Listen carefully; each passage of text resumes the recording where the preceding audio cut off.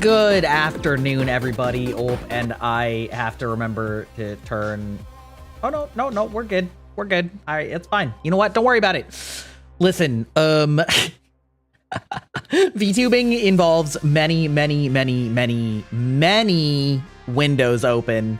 And sometimes there are some inconvenient facts that that like go on behind the scenes. It's fine. Yeah, how's it going? Happy Friday, everybody. We're here. We're thriving. We're thriving.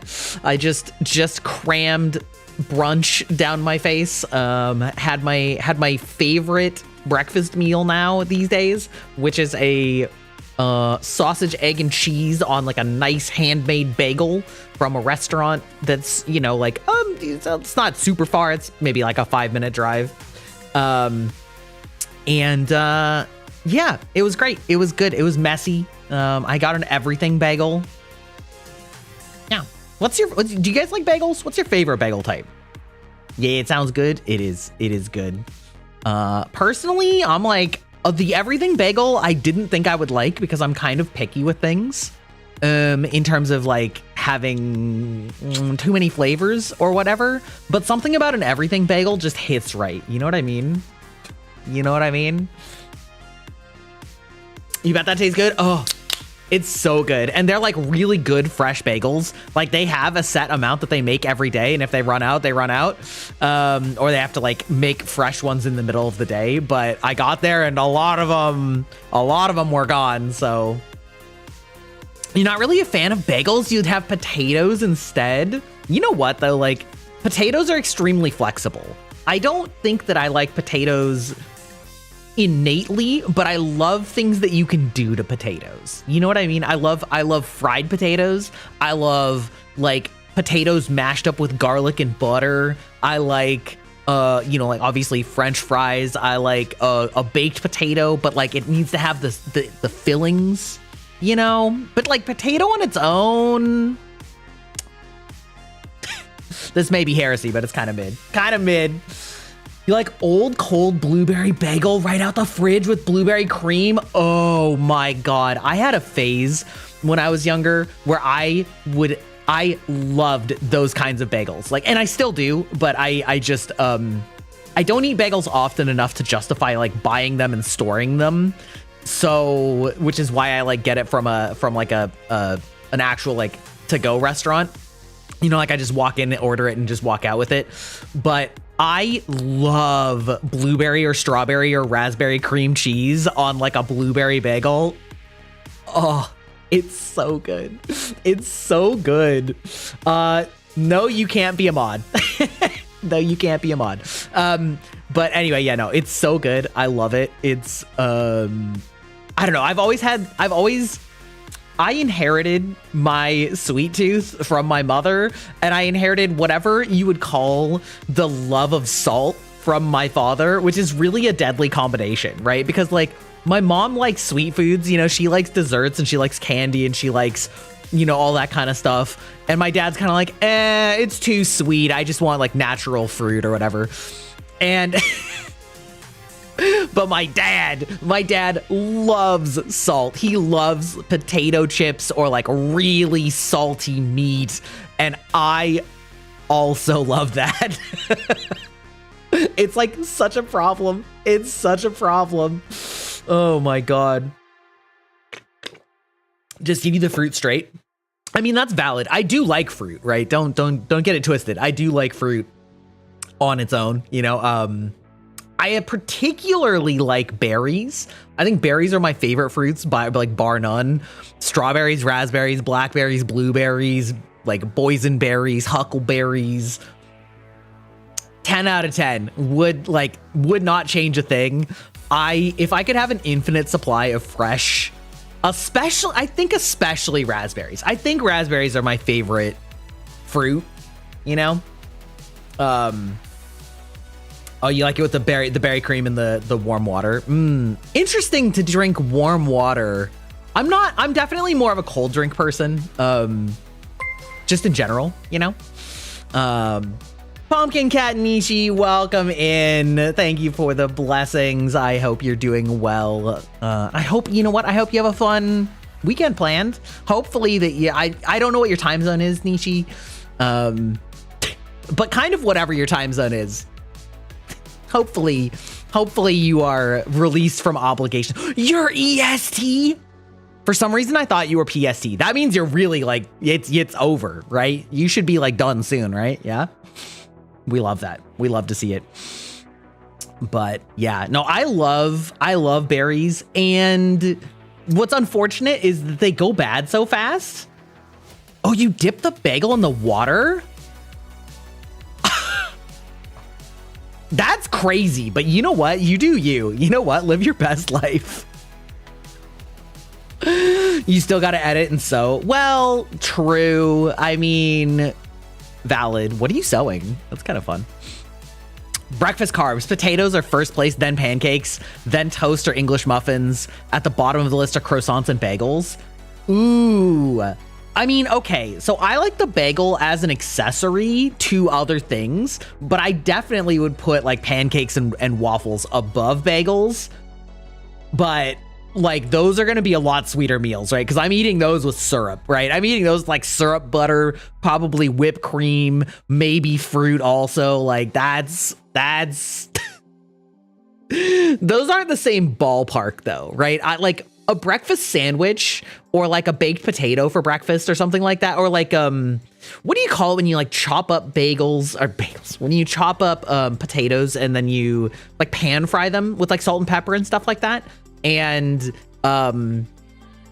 know, like mix it with like onions and, you know, I don't know, whatever other like stuff you want. Like, I feel like there's a way of calling those kind of potato preparation, but I don't actually know what it is. A breakfast scramble. Yeah. Like a breakfast scramble or like a breakfast burrito or a breakfast bagel are kind of like a self-contained breakfast. But for me, if you're getting like waffles or pancakes, like you're going big. You're going like that's a much bigger proposition. You know what I mean? You eat waffles and pancakes plain? Amazing, incredible. Baked potato for breakfast is a W. Yes, yeah. I mean, it's certainly healthier for you than a lot of the other things. Oh, actually, wait, speaking of waffles, recently, I found out that apparently Eggos make thick waffles, like as in the thickness of a Belgian waffle that you get in a restaurant. So they're like big, thick waffles, but they still taste like Eggo, which I don't know if you've ever really thought about it, but like, what is the flavor in Eggo waffles that is the Eggo waffle taste? Because I think you all know that there is one, right? You all know that there is a taste to Eggos. Is it just egg? It's like extra eggy waffles. I mean, that would make sense. I've literally never thought about it. You know, sometimes when the answer is just staring you straight in the face, it's like literally the entire branding is Eggo. Eggo is extra egg flavor. Is that for real? Are you? I can't tell if you're just making that up or if that's real. I want to believe though. I want to believe because that would be good branding. But the problem is that like the branding became so good that I didn't even know it. It like horseshoed around. Are you guys familiar with horseshoe theory? Like horseshoe theory is essentially when something starts at one place and then over the course of its changing, it goes on an arc and a trajectory where at the end of its journey, it's actually very close to where it started because it like went around the U like a horseshoe. I feel like that is with branding is like sometimes the branding is bad and unrecognizable and unmemorable, and then it gets like more and more refined and better, and then it gets to a point where like it got so subtle that you or like so remembered or associated with something else that it like you now no longer really actually understand what the brand was like back at the beginning. You at least know it on that side of the horseshoe, but you don't necessarily recognize like the cleverness of the design. You know what I mean? You don't know if it's egg powder or something, probably artificial flavors. Could be. You think Eggo waffles have a little bit more sugar than regular waffles? That's almost certainly true also. Yeah. I mean, pretty much anything that's processed, like in a frozen food section or whatever, is gonna have a lot more fat and sugar and salt than you would normally make it yourself. That is sort of the restaurant secret, right? Is that if you ever talk to like a restaurant chef or a professional chef, the answer is always that there's just way more sugar, fat, and salt than you expect or think about when you cook it yourself. And it's actually staggering to watch these like chefs prepare food, and they're just like putting an entire fistful of salt into something when you would like do a few shakes out of your salt shaker, or, you know, again, with the sugar, the amount of sugar content. let me get on my soapbox here. As a diabetic, as a type 1 diabetic who's had to pay attention to sugar content for nearly my entire life, the amount of sugar in the American diet that people have do not even realize is staggering. It is staggering how much sugar is in like so many things that you don't think of as being sweet foods. That, you know, like obviously candy is sugar, right? That's literally all that candy is. But the amount of like breads and like pizzas, like store frozen pizza tends to have so much more sugar in it than a homemade one. Like you need a little bit of sugar for a homemade pizza recipe because you have like yeast in the dough, and the yeast needs some sugar to like, you know, activate and whatever. But you know, that's like a teaspoon or some shit. And like the amount of sugar in just like a pizza, which should just be like bread and cheese and meat and like a little bit of tomato, is oof. So nice to hear my voice instead of the silly Animal Crossing one. Was that your first stream? Was the Animal Crossing Zelda one? That is the danger of doing a shitpost meme stream like that. Is well, you came back. You came back. Welcome back. This is what I really sound like. Yeah, the risk of doing a shitpost meme stream like that is that like you may get introduced to people and they get a very different impression of what your like voice and life are. Well, not your life, but what your like voice and normal streams are like. Hey Garrett, how's it going? Welcome in. Face reveal, ain't no way. Welcome in, Garrett. Happy New Year, partner. How are you doing, sir? How you doing? I had a story about this, and I told it last time. You just seen the Twitter post of me doing it, and you were like, oh. Listen, Twitter actually fucking did something? That's crazy. That's crazy. Yes, I had a story last stream about the game that we're playing today and that we played on New Year's Eve, which is Spyro the Dragon. And it is the only game I have ever traded, as in like I was given this game as a Christmas gift and I traded it with a friend for one of their games. And it's the only time in my life that I ever did it. The only time I ever did it, and I low-key still feel a little guilty about that. It's the only time I've ever done it. I am not like a trade person. I form emotional attachment to things that I have, and especially to gifts that were given to me. And so I still feel a little guilty that I traded this in like the late 90s to my childhood friend. However, the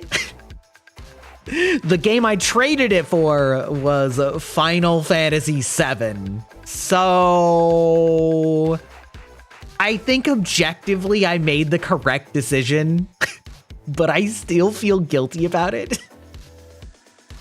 So here we are, we're closing out the loop. I'm playing through the remake because like I wanted to play an old game. And nothing seemed better than one of the few games from my childhood that I never beat because I traded it away. You're never much of a Spyro guy. You were always Crash Bandicoot. Yeah, Crash Bandicoot is brutal. It is very like you get hit once and you're fucked. I traded up, but still Spyro looks cool. I agree. It's very cute. And it's very cute and I'm enjoying it. You don't remember it being this hard? I played, wasn't there like a modern Crash Bandicoot? Or was it like a remake or something? Like, I swear I actually played it recently and I was like shocked at how hard it was too, because it was like everything is a one-hit kill. So you just like fuck up once and it's Jover. Those old games were like, they remade the first 3. Okay, I think that's what it is. I think I got the remakes and played the first one and was like, this is so hard. It's so hard. Yeah, all those old games were like super hard because I think the reason is that video game design was originally based around arcade games, because that was like a huge business before home consoles were affordable, and arcade games make money by making you spend money when you die. And so they were made to be ridiculously difficult, right? And you would die a lot in arcade games, which would mean that you spent more money. And then when they came out with like home console games, I feel like a lot of the home console designers were like, yes, we're using the game design of games that we're familiar with, but fundamentally you don't actually have to die that often. Like, you don't have, they get their money from you up front, right? Like, you don't pay for more lives. Back then anyway. Developers, please don't listen to that for like gacha game mechanics or whatever. But you know, so all of those old games were so hard because they were designed like they were arcade games where they would get money for you dying, you know? And I feel like that really like plagued video game design all the way like through the middle of the PlayStation 1 era. Like, absolutely, in Nintendo and Super Nintendo and like PS1 games, there were so many of those games that were so hard. And if you like look at it through the lens of assuming that it was because they were designed like arcade games, then it makes a lot more sense. But when you come at it today, you're just like, oh, you know, you get a game over and it's just over. You just have to start the entire game over again. Like, good God. Also, it padded time. It also padded time, right? Because the other thing that they wanted was for you to not feel like you wasted your money. And so they could take a game that would take maybe 3 hours to beat if you were good at, like, really good at it, but it would take you like 30 hours to beat because you sucked ass or because the game was just like insanely difficult. It's honestly, in a way, that's kind of true with like Souls games, except that they do it in a way that feels satisfying and rewarding. Because with like most Souls games, you know, like Dark Souls 3, I think my first run through Dark Souls 3 was like 40 hours or something like that, maybe 30, 35, 40 hours. And like nowadays, I beat Dark Souls 3 in like 5 to 6 hours. And not because I'm speed running, but it just turns out that when you know where to go and you don't die, like the game's not actually that long. It's like, it's not actually that long if you just never die. You know what I mean? And yeah, I don't know. It's funny. The Iron Man runs, you remember doing that for Dead Space and your heart rate was nuts. Oh my God. Yeah, do you guys do like, do you guys do those kind of hardcore runs? Because to me, like the tension is real, but also the time commitment in most of those is so high that it just like pisses me off. Like when you inevitably fail, it just pisses you off, or like pisses me off anyway. I actually I tried to do a Baldur's Gate 3 legendary run or whatever they call it, where you're on like the hardest difficulty mode and you can't, like, if you get a game over, it's just over. Very rarely it has to either be a short game or one you're super confident in your skills on. Yeah. And I got like into the Underdark and I was doing a fight against the golem where you make the adamantine weapons in the adamantine forge. And I got cucked basically by one of his new mechanics. And I was on the last turn. I was on my last turn for being able to like do the lava and kill him. He had like 5 hit points left.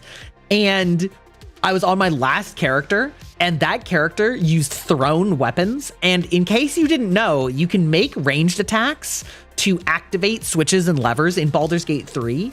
And you can use that to like remotely do those things. But apparently thrown weapons with thrown weapon attacks don't work the same as ranged attacks, even though in D&D, though they are the same. Like a ranged thrown weapon attack is the same as a ranged bow attack in terms of like the rules for it. So I threw a dagger at it and it just wasted it because it didn't activate the switch like a bow attack would. And I didn't have the action economy to like actually do it. And then I wiped there and I was so mad. I was so mad. And every once in a while I get the urge to go back and try it again. But I'm just like, I wasted like 25 hours on that run before I just TPK'd. I was so tilted, dude. Oh my God. Oh, Happy New Year, Rocket Pal. How's it going? Yes, the most get good strategy of all, of course. Range attack fail. Womp womp. Yeah, for real. Oh my God. Also, hey, Midmush, how's it going? Also, wait, did I not send my question of the day? Or did I and then I forgot it? Well, you know what? Here it is. Question of the day. We're pinning the message until the end of stream. Yeah, message deleted. That was an auto mod because that was somebody trying to sell me view botting. Yeah, don't worry about it, Rocket Pal. Yeah. It just, they happened like right after your message. So, yeah, it's fine. The automod tools are very quick, but yes, question of the day. In light of New Year's, do you guys make New Year's resolutions, and if, well, and why or why not? I'm very curious about this because I have my own answer. I'm just curious to know sort of what your guys's are. I'll tell you mine in just a second. I'll give you a second to type about it. If you want to share your New Year's resolutions, feel free. But if you just want to, if you just want to answer whether you do or don't, that's also totally fine.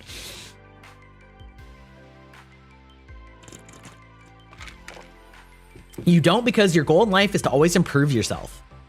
That is a very healthy mindset, and I approve of that heartily. Making that a resolution won't change the meaning of it. Yes.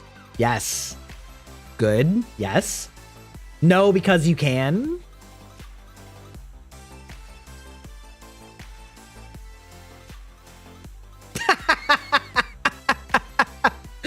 Hi, Aki. I'm glad that you've like, added a little bit of feminine energy back into this stream.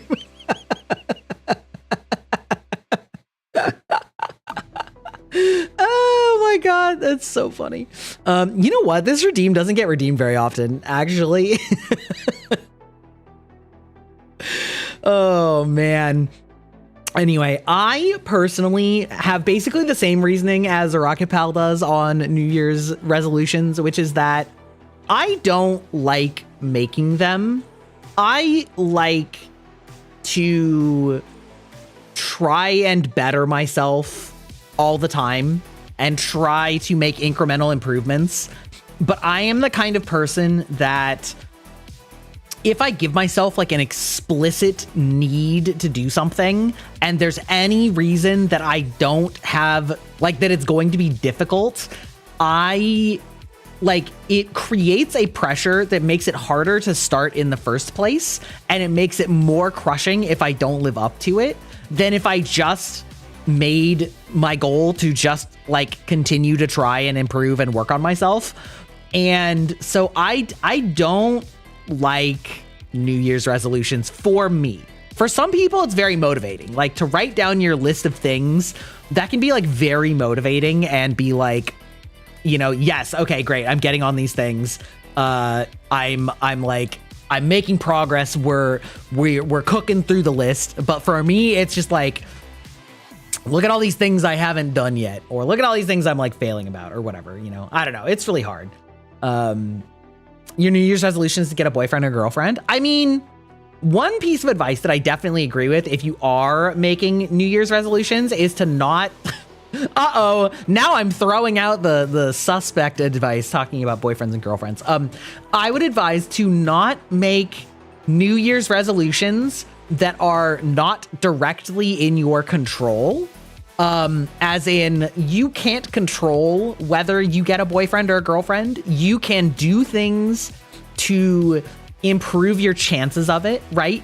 Like you can work on your hygiene. You can work on your fitness. You can work on your charisma. You can work on your pushing yourself to get into more social situations. You can work on your networking skills. You can work on, flirting. You can work on all of these things, but at the end of the day, those are things in your control, and the direct outcome that generally follows from that is not something that you have control over. You can just maximize your odds of success at that. And the reason is that it's very easy, speaking as somebody who does this, even though I know I shouldn't, it's very easy to punish yourself for not living up to something that's not entirely in your control. And like, that is an unhealthy mindset. Whereas when it is things that it's like, I want to go to the gym twice a week, that's in your control, right? Like, I want to gain or lose weight, that's in your control. But like, I want to sell X number of something, I want to gain X number of subscribers. Like all things that are like direct metric based on somebody else's choices, you don't directly control those. And like, yeah, sometimes you vastly exceed those, right? But sometimes you don't, and it's not because you, like, I don't know. So that is like a piece of advice I generally also tend to agree with and suggest for those who are, partaking in the New Year's resoluting. Manifesting? Yeah, we're manifesting good things for 2026. Yeah, kind of. We're manifesting. We're living our lives.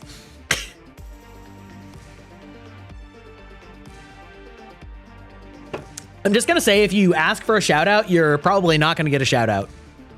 Just as a general etiquette and as a sort of a social thing, like, hey, please pay attention to me is less likely to work to get me to pay attention to you.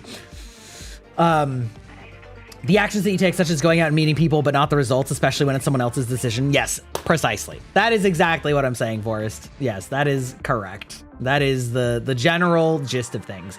Your New Year's resolution, not anymore. You kind of tried it, but was mostly be better at the metrics of school or work.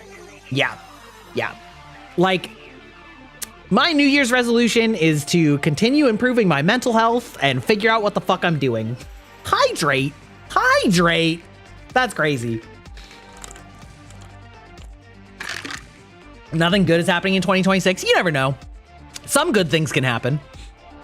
As therapists like to tell you, two things can be true at once. There can be good things that happen and bad things that happen, and both, they can both be good and bad.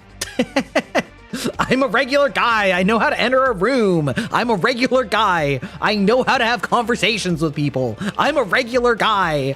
I know how to go to the bank and deposit a check. Yeah.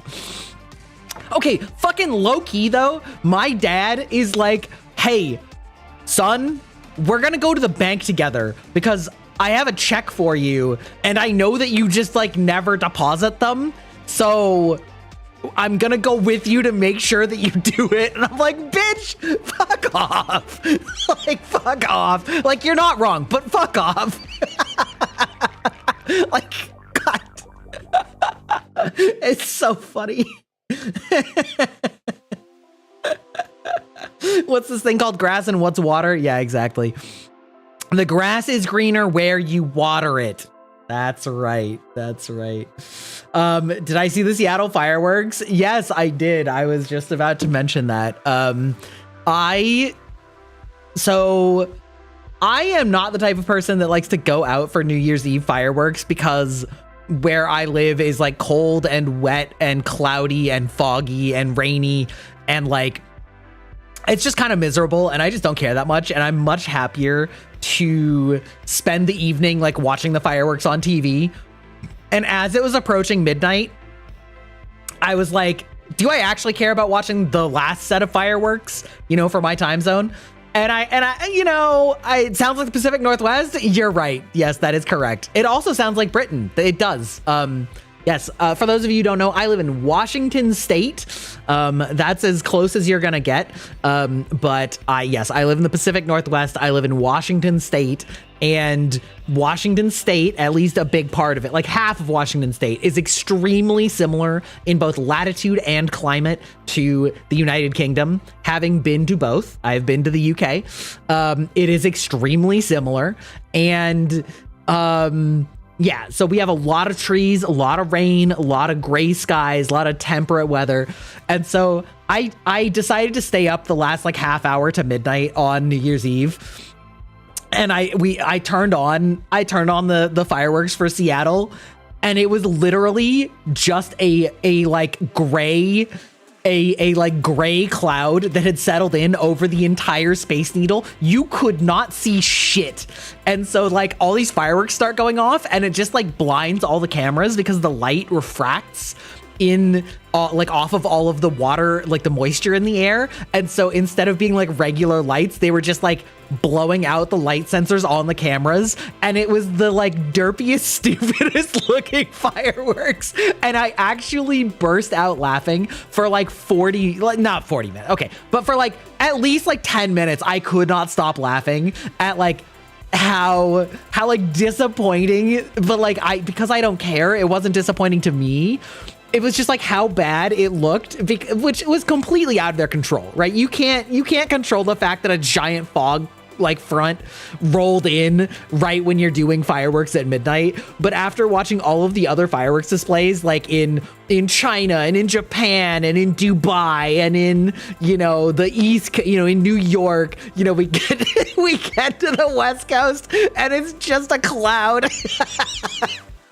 It was so funny. It was like the perfect way to end 2025, was just in this like like muted, terrible explosions, foggy cloud, literally no beauty, just like playing random music with like terrible fireworks. It was actually so funny. How do you send a donation? I mean, you would click the little like thing down by the chat box that has the like $sign on it for a super chat, I believe. You found my house, I'm cooked. It's so Jover.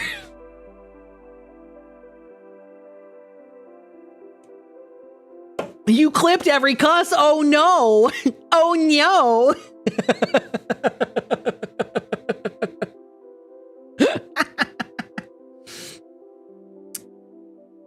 Yeah, you clipped me. You got me. Oh, ooh.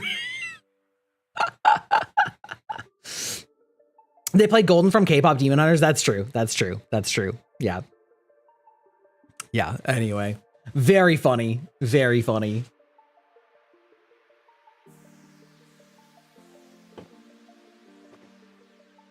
Oh my God. Anyway. Whew. Good Lord. What an auspicious end of the year though. Actually insane. That was, you know what? That was actually like all of my like pre-stream topics. I was like, what have I done in the last 24 hours? You know, that is like one of the under reported challenges. I just got clipped making fun of a child. Sick. Cancel me harder, brother. Dude, YouTube chat be like popping off. Yeah, happy new year, everybody. Oh my God. But yeah, like that's one of those things that they don't talk about with people that stream a lot, is like, if you chat a lot, like every day you have to like think about things to talk about. I'm like, literally nothing happened. I spent all day yesterday like working on like life goals and plans and content plans, and like literally nothing to like talk about. Chat, you're cooked. It's so Jover. Man, anyway, it's fine. We'll figure it out.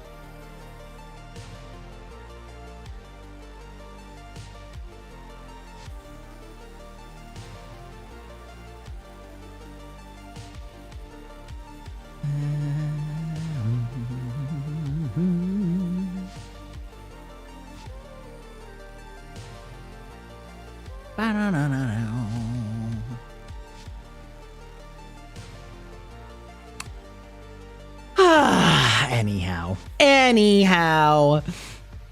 Yeah. How you guys all doing? Anybody got any fun plans for the weekend? I actually have like kind of an open weekend for the first time in ages. Anywho, your bank account is cooked. Unfortunate. Unfortunate, brother or sister. Yeah, for once I actually like I don't have a lot of plans this weekend. Oh. I'm gonna like mostly maybe take it easy. I don't know.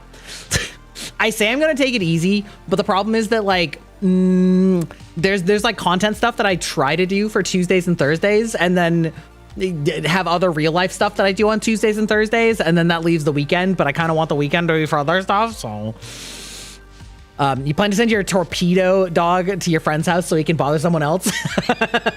Amazing. Incredible. Resting is underrated. True.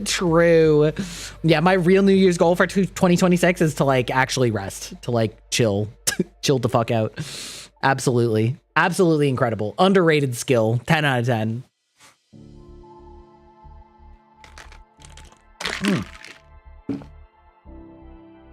Also, I was just thinking, I was talking to a friend. That friend is Af, and he was showing me, I guess, rather, that he does a lot of like polls in his Discord, both for like upcoming content and also for like after stream rating stuff, or like kind of like, you know, how did this go? Did you enjoy this? This was new. How did it feel?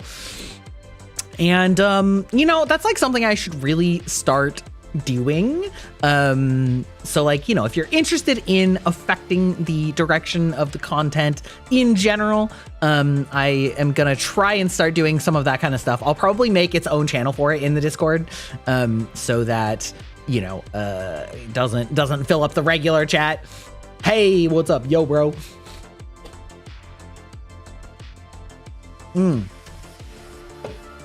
But yeah, I think with that all being said, unless anybody had anything like really fun they want to talk about, I think we're gonna play some silly old games. Hey, Opt, how's it going? Happy New Year. Happy New Year, brother. Happy Friday. Happy New Year.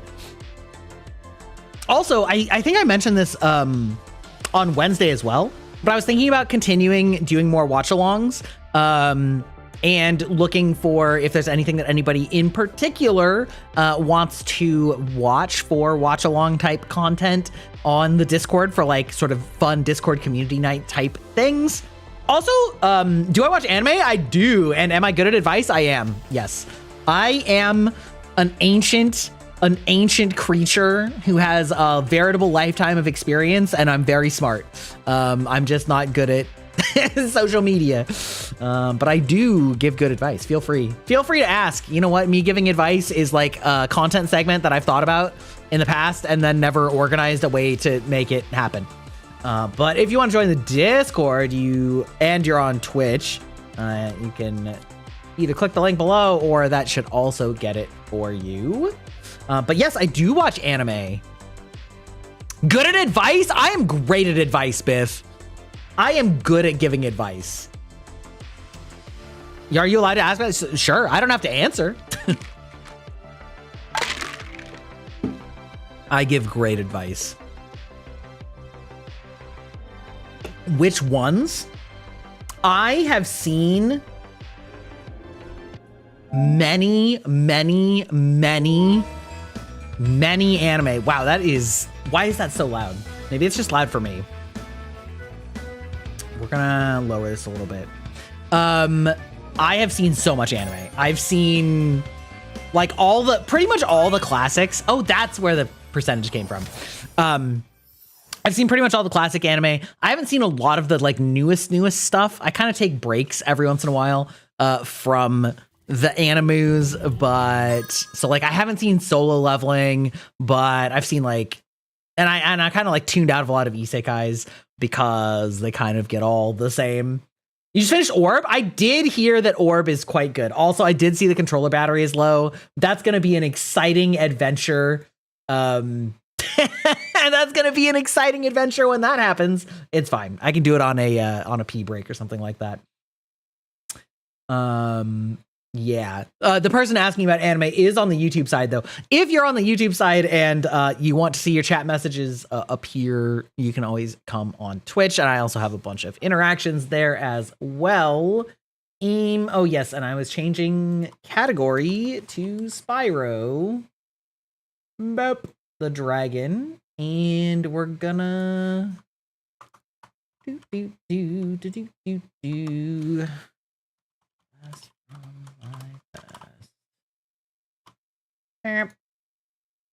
I love how it like completely silenced because I turned it off. You haven't seen unpopular ones? Incredible. Incredible. What a by unpopular do you mean like actually unpopular or just ones that aren't popular? There's sort of a difference, right? Fundamentally between something that's unpopular because people dislike it and something that isn't popular because it's not like meta. Do you know what I mean? Like I do think that I do think that there's a pretty significant difference between those two things. So I guess that depends on what that is. Relationship advice before GTA 6. There's this girl you want to ask out.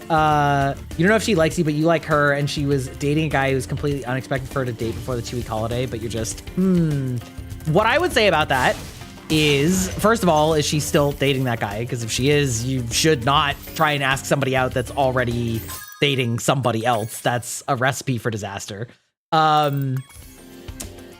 Terrace Village. Okay, good enough. But if not, then I would say, first of all, that it depends on how well you know her, as in like, do you have a crush on her because like she's pretty? Like, are you actually like kind of friends with her? Because that is going to change the answer a lot. If you don't really know her, then the advice is get to know her.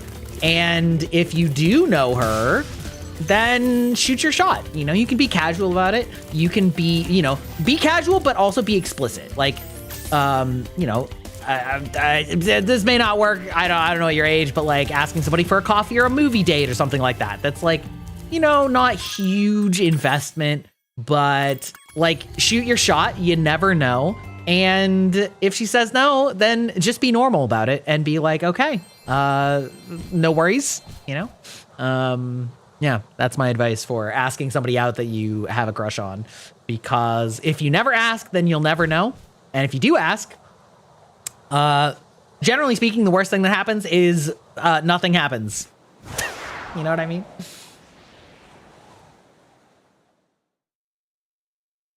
Yeah, be clear. That is what I mean. Be explicit as in like, be explicit that you are asking them out one-on-one for like a, you know, somewhat romantic got actually roasted. Like actually romantic endeavor, right? Not like make it explicit that you are asking in a like romantic context. Is what I'm saying. Oh, brother. Listen, whatever happens if he succeeds, that's up to him, okay? I'm giving dating advice and I'm getting roasted in a 20-year-old video game, okay? Listen, I can only do one thing at a time. I can only use my brain or my gamer skills, not both. Oh my God, okay. It's fine. Also, the game's control system is very, like, I have to remind myself that the button that they use for dash is the opposite of what most games do, right? Because most games have come to the standard procedure of dash being on circle or B, depending on which controller you're on. And this is the opposite. Dash is on square / X on an Xbox controller. And so, like, I keep just pressing the wrong one. It's fine. My brain will adapt eventually. Old as it is, it will eventually find its way. Your wife didn't know your first date was a date? Well, you know what? You kept asking, so... Listen.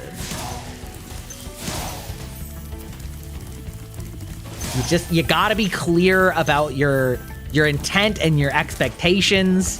And, you know, like I said, try to be cool. You know, try to be chill. Try to be chill. Be on the lookout for attack frogs. They are cold. Dragons assemble! Frogs? And this used to be such a nice swamp. Get out of the swamp, donkey. Kids still know Shrek, right? Also, isn't it crazy to think that like Shrek is actually like from the early 2000s? Shrek is like an over 20-year-old franchise now. It's just that they kept coming out with it. To me, like it. Ooh. Okay. It blows my mind when things like keep coming out, and so you kind of forget how old they actually started. She figured it out when you paid for dinner. I mean, valid. Oh my God, Cameroon! No! God. The way, there's something about the way that, like, the way that you turn with the camera in this game that causes you to, like, just barely miss things. Maybe the answer is I just need to slow down, but, like, that violates everything in my gamer instincts to just, like, slow down. I should treat this like a Souls game. I need to be slow and methodical or else I will be lost. Oh. Again, tried to dash with the button that would normally be dash. Incredible. Do I play Roblox? I have astonishingly, maybe not astonishingly, but I have never played a Roblox game. I did not, how should I say this? I like did not think that it would become as significant as it has become. And so I sort of just disregarded it. And then all of a sudden it's like all these people are like playing all these little mini games on Roblox or like making a shitload of money on Roblox and things like that. And I just like didn't even, I didn't even know, you know what I mean? Which is funny. Like it's kind of a weird situation. It's almost like not knowing what Minecraft is or not having played Minecraft, right? When Minecraft is so huge, but like sort of by that token, I was playing Minecraft back when it was in, hello? Can you guys actually fuck off? Okay. I was actually playing Minecraft back when it was like alpha, when it was literally just infinite build only. And the amount that game has changed and the amount that game has grown into like a completely, I keep doing it, I keep pressing the wrong button, a completely different monster from when it started is insane to me to have watched the trajectory throughout its entire like, oh my God, can you actually stop, sir? Like, it's actually crazy how much Minecraft has evolved over time. And like, it is, I don't remember, I looked it up the other day, how much it was worth, because they bought it for like a couple $1 billion, and now it's worth like 10 times that. And I'm just like, holy shit, 10, like 20, $30 billion for Minecraft. Okay, actually though, I'm gonna fucking die in here. These stupid frogs combined with these like knifing gators are actually fucking me up. Okay, all right. Oh my God, it's fine. Roblox is like 200% brain rot. That's what I hear. Thanks. Why did I start YouTube? It seems like I've been trapped in Great here question. since I was your age. Oh no. Why? I remember. Gotta go. Why did I start YouTube? So that's sort of a two-part question, depending on what you mean by that. If you mean literally YouTube, as opposed to like content creation, that's one answer. I'll give you the content creation answer first, because that's probably a better answer. I started streaming as a VTuber because I used to run a podcast for Guild Wars 2, and really enjoyed doing it. Hello, sir? Sir? Excuse you, Masen? Is there actually no way to get back? And during the pandemic, I always kind of felt like it was, I was like too late to start streaming, because streaming sort of as a thing, TM,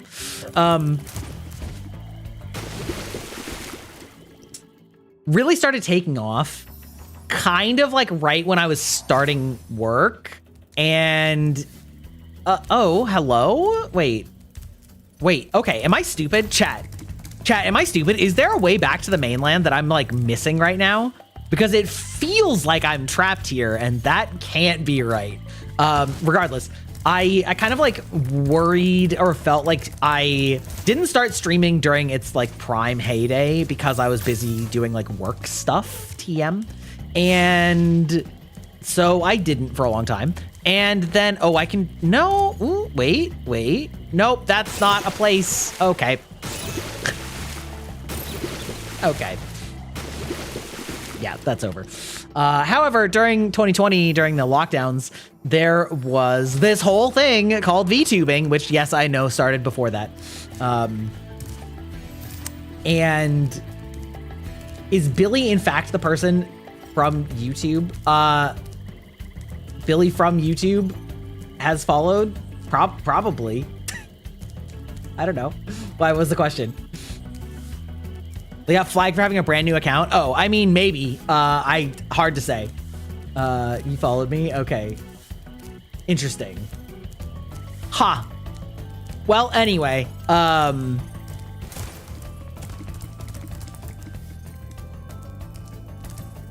what if I don't succeed? Well, if I don't succeed, then I don't succeed. You know what I mean?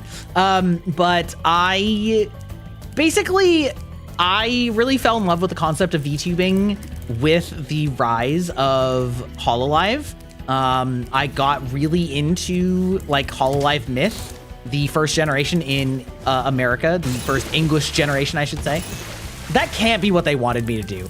And so I really fell in love with the concept of VTubing.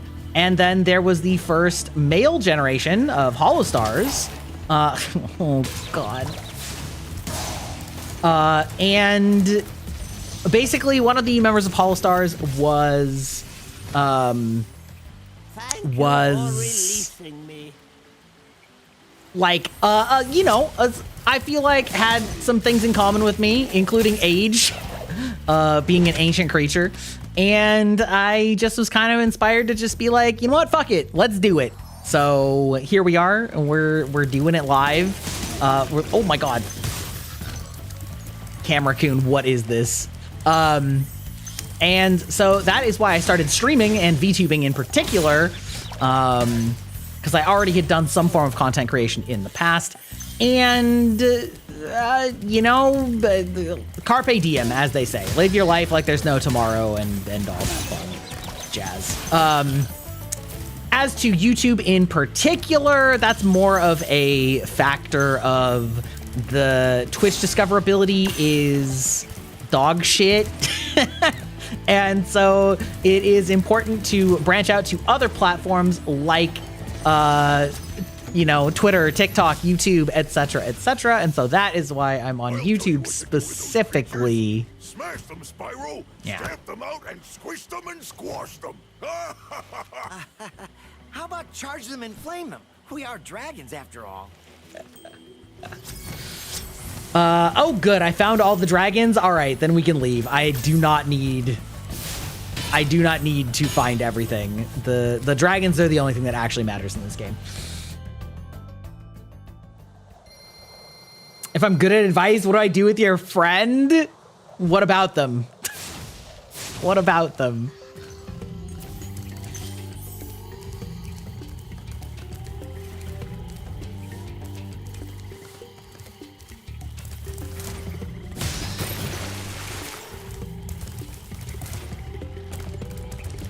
Oh, this is the same one.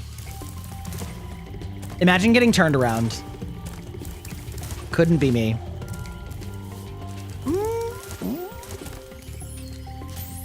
What was in here? Was that just... Oh my God. This little dude is so hard to control. I'm like actually... I keep coming so close to falling off edges, or actually just actually falling off edges. Squeak.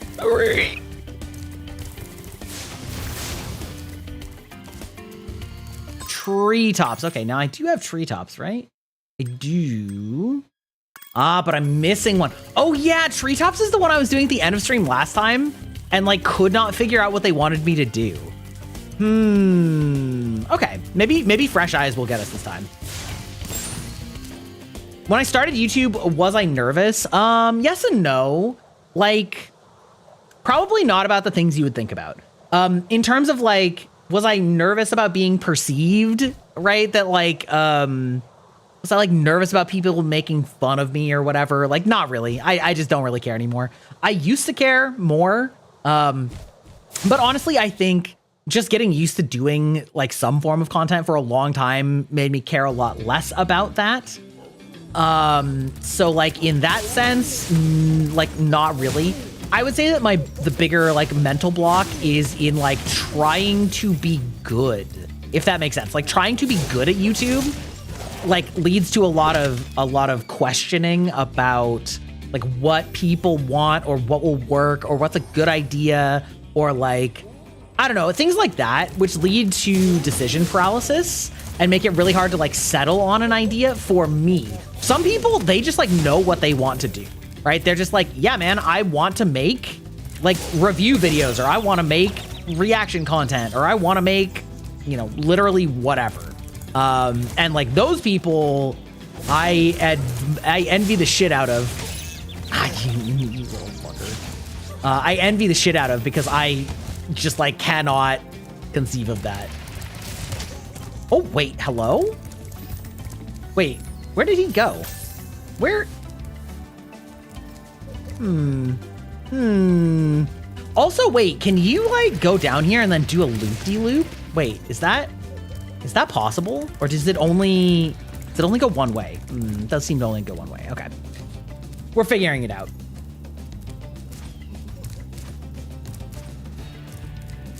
Did I have fast support? You mean like, did I have fast success? Because I would argue that I still have not found a lot of success. So if that's your question, I don't know what to tell you about that.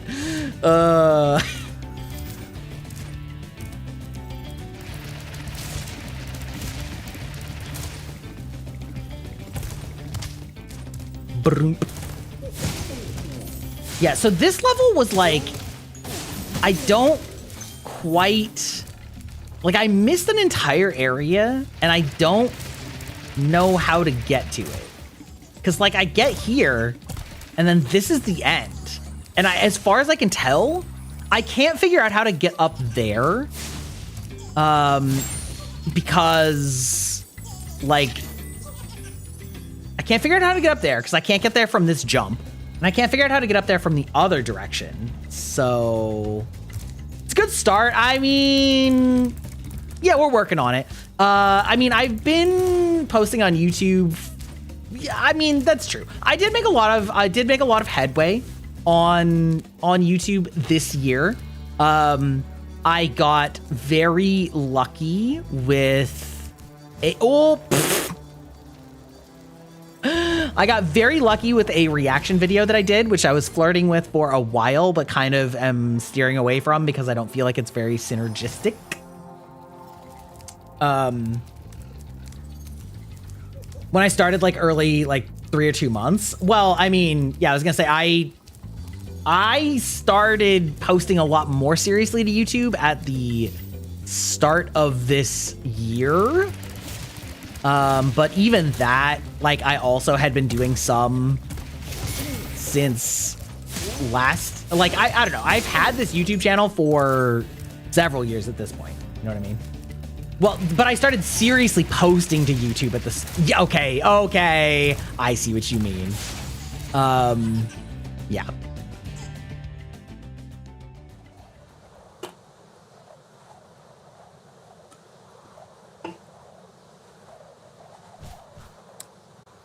One year ago, okay?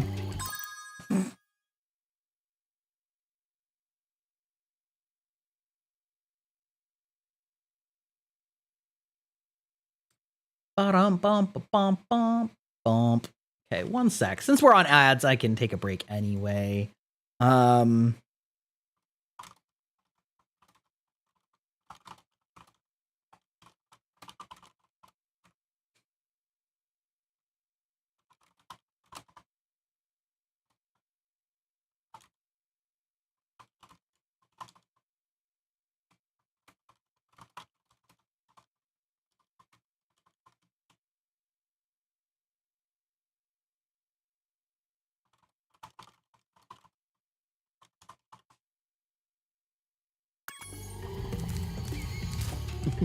2026? Yeah, no. I started like much more seriously posting at the beginning of 2025, but I started doing some posting in 2024. And yeah. Nice talking to me. Well, nice talking to you too. I hope you, hope you had fun. That's the goal, That's the goal.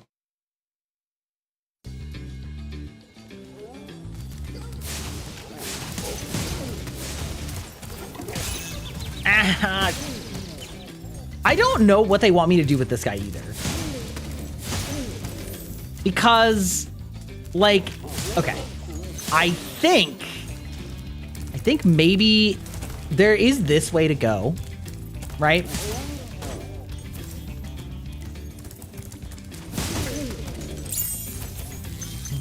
And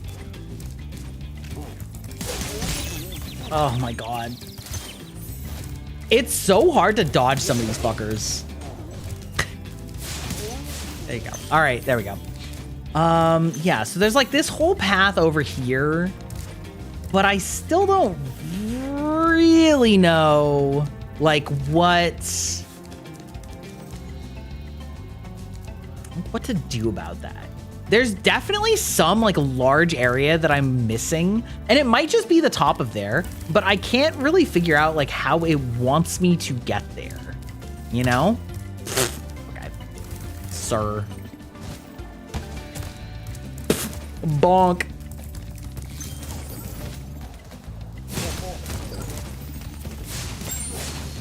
God! Little fucker. Hey, Aeon, how's it going? How you doing? Happy New Year. Happy New Year. Wait, also? Wait, why did you not burn? Burninate! There we go. So, yeah, like to get here, you can go this way, but I can't figure out. Can't quite figure what they're expecting me to do here. And where did this take me? Is this just the bottom of the start? It might be. This might have been a way to like bail out to go the other way again. And that isn't the worst thing. Can I wonder if I can jump over there. I don't know. That seems like so suspect. That seems so suspicious.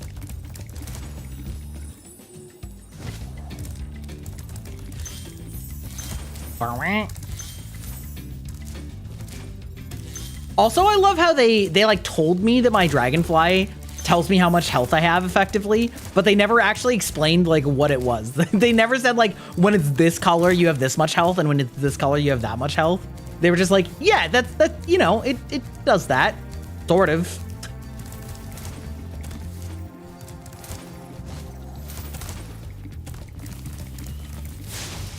Okay.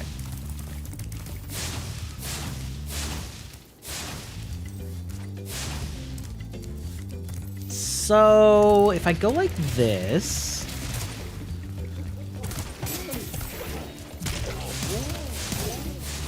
ooh. So let's see. That goes that way. This goes this way. I don't see a reason to jump off there. And so this is like, this is where I'm struggling. Oh, aside from just struggling to hit the jump. Aside from struggling to hit the jump.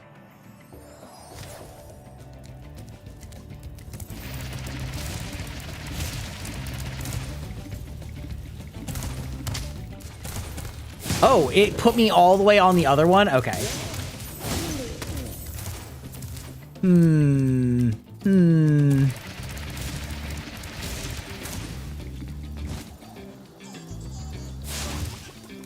Okay, let's try. So like this way's clearly wrong. You had a quiet New Year's Day only to end up putting out fires for other people the morning after. Valid. I also had a quiet New Year's Eve, which was nice, to be honest. We were just laughing about sort of how bad the fireworks were. Term upland rice refers to rice primarily grown in rain-fed or light irrigated conditions rather than flooded fields. Almost rice is cultivated in wet environments requiring significant water. Upland rice can thrive without flooding. The category includes special drought-tolerant varieties or traditional strains adapted to drier areas. Flooded fields, while beneficial for weed suppression, are not essential for rice cultivation. Fascinating. Gotta love our daily rice facts, you know? If you're not gonna teach them to us, who will? Also, wait, okay. So we'll do it here so that we start here again. However, I did see...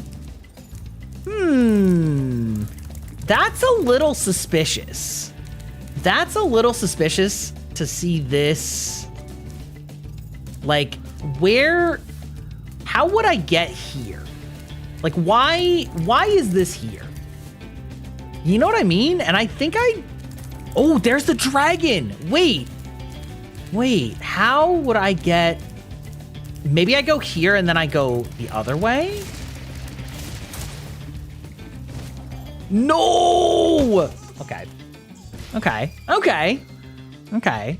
Now we're on to something. Now we're cooking a little bit. Lend me your elf eyes, chat. Help me see where the fuck I'm supposed to go.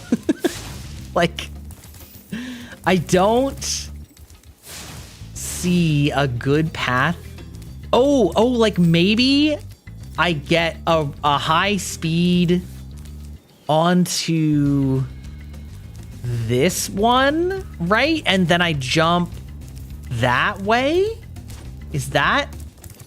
So, but how would I get there? How would I...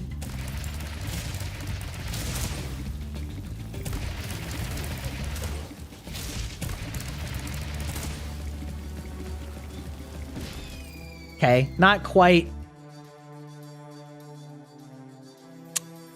Because this dragon, like, mentioned something about taking multiple paths.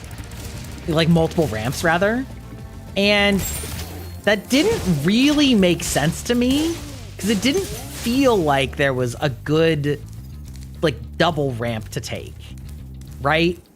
But, no, that's not there either. But if I, like, came... Oh, my God. How did that not...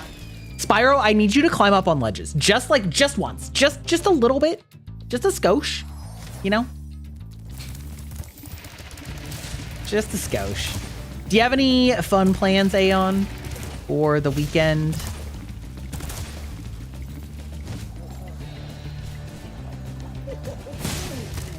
Wait, okay. Right. So I have hit this... But then I'm kind of just like lost. I'm just like stuck here. Like, what is the purpose of this? There doesn't seem to be any way off of this. This is like kind of another further mystery, right? I feel like I'm missing something fundamental about this game. That there's like this like launch pad. Maybe it's just that I can go like this. But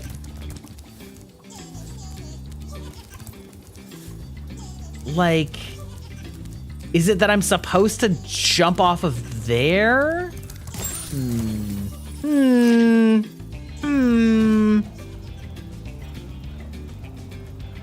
I love how I'm like, yes, I am a gamer. I am good at Dark Souls. However, 20-year-old Spyro game? No, I am not. I can't help you there. Can't help you there. I don't think I can really get...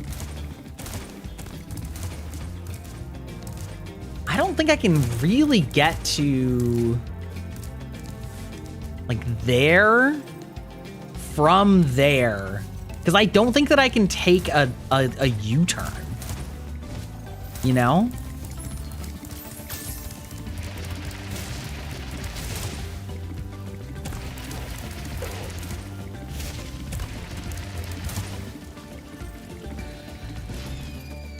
Nope, that didn't work either. All right. All right. Yes, capital. Excellent.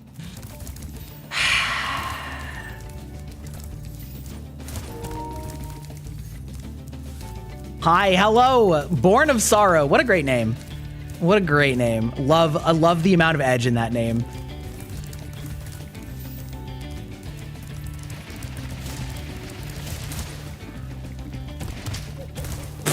Okay, well.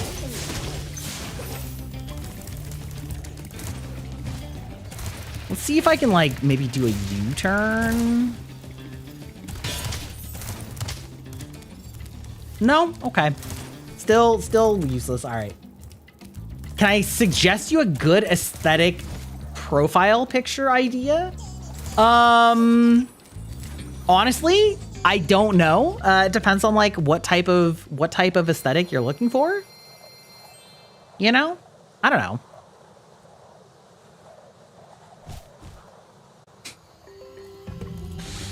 I need a little more guidance than that.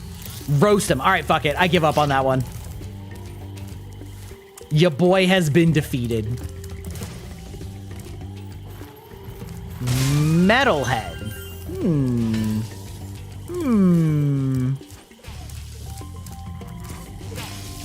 Bzzzt. I mean, there's always the classic, like, character from show or game you like, you know? Tale as old as time. The old X Sephiroth XX. You know what I mean? Whoop. Okay. All right.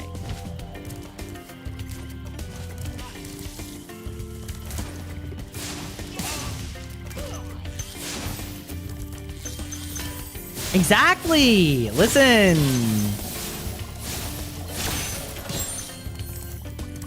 Yeah, I mean, the X Sephiroth definitely came first, but X Legolas was there too. Sorry for maybe once you've rescued 50? Damn, dog, you have high standards.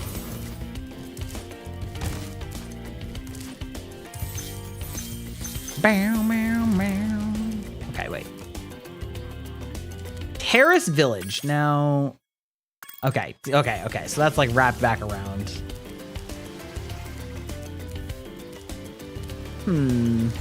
Wonder if they're like...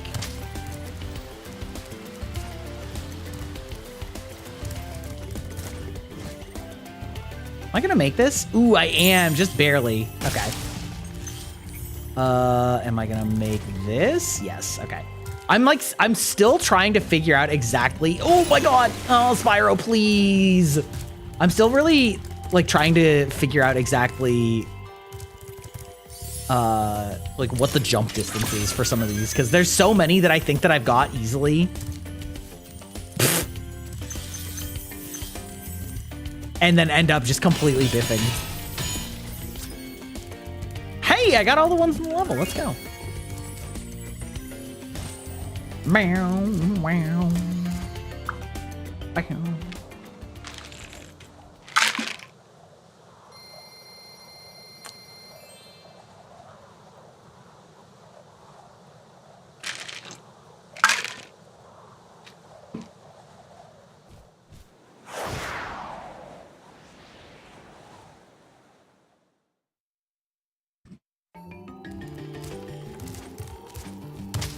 Oh, bonk. Wait, oh, damn, I'm 3 shy? Sheesh.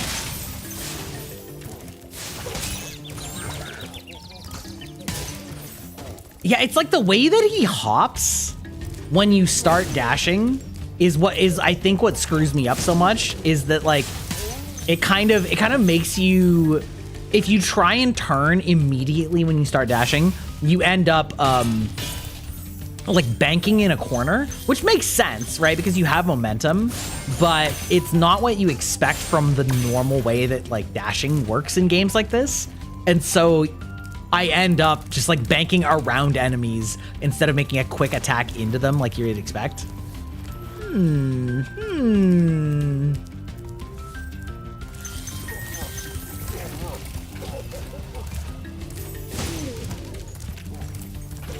Yep, just like that. I'm like trying to like press towards him and dash, and then I'm like dashing in an arc instead, which is causing great hilarity.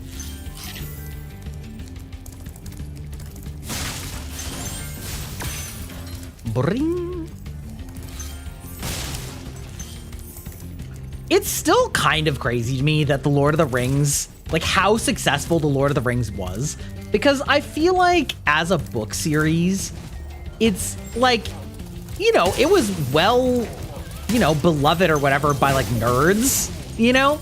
But I feel like the Lord of the Rings movies actually did such a good job of getting so many people engrossed and entrenched in, or like in Middle Earth that had never and would never have read the books. And I feel like that's pretty rare for a franchise to actually be able to have that big of a conversion for something that wasn't already popular. And yeah, and honestly, I feel the same way about the Marvel movies, right? Like Marvel Comics was like low-key failing before the Marvel Cinematic Universe. And that's why you have so many of these movies that are owned by like Sony and other properties, is because Marvel was failing and basically were like, yeah, we'll take literally any money. Like, sure, why not? Right? And basically the success of some of those first movies paved the way for Marvel to like get popular again and then to make its own cinematic empire, which then in turn like gave the comics a huge amount of buff return on it. And yet now they've gone the other direction where they like fatigued us so much that everybody's like, I'm done with it, you know? At least I'm done with it. You can't fully understand the Lord of the Rings until you've seen The Hobbit first. That's true. Well, I mean, I would say that's somewhat true, but not entirely. Like, there's obviously context missing and things like that. I actually did read them first. I was gifted Lord of the Rings when I was in like middle school, when I had sort of started my reading kick and got into a bunch of different fantasy books and things like that. And so I did actually read The Hobbit and The Lord of the Rings first. And so it was really cool from a fan perspective to watch them make them into movies that were actually really good. And it was really kind of a special time in movies, I think, because it was before CGI was so ubiquitous that it was easy to lean on. So they obviously used a lot of CGI in those movies for really big, like, far out zoom shots, or you know, obviously certain like characters, right, like the Ents and stuff like that were, you know, obviously CGI, but so much of it was still practical, and I think that it made the movie feel a lot more real than a lot of other movies that followed in the decade after it.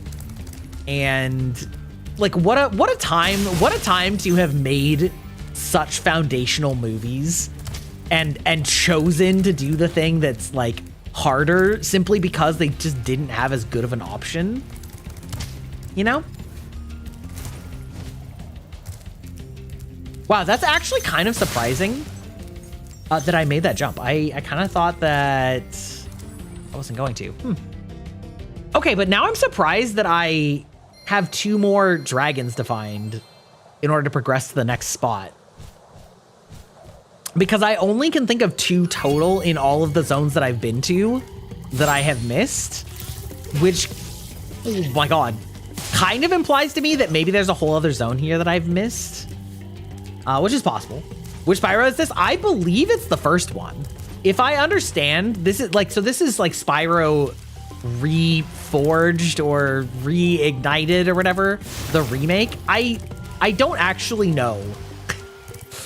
I think it's the first one, but like also could totally just be something totally different. Okay, 100%, 100%, 100%. Missing 1.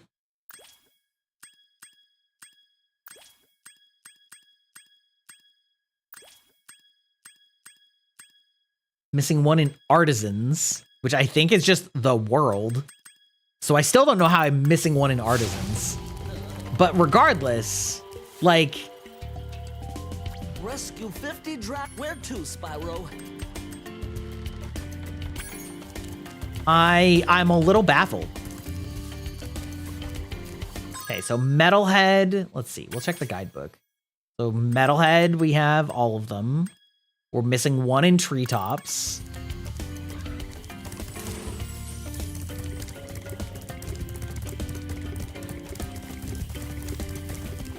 Let's see if there's just like a whole zone I missed. You had nightmares from the Shelob scenes. I mean, understandable, to be totally honest. Like, they rendered her terrifyingly. Misty Bog, yep. Okay.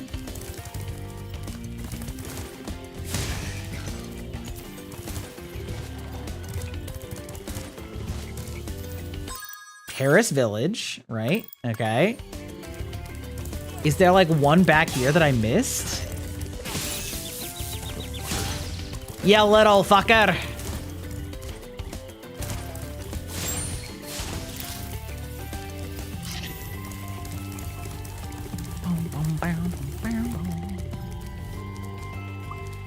Seems like not.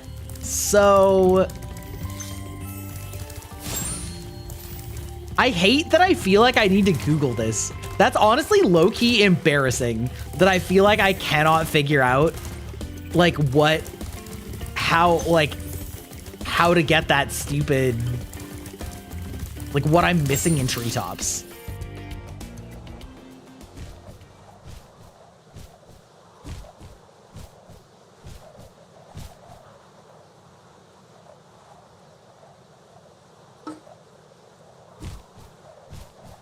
Entering Treetops.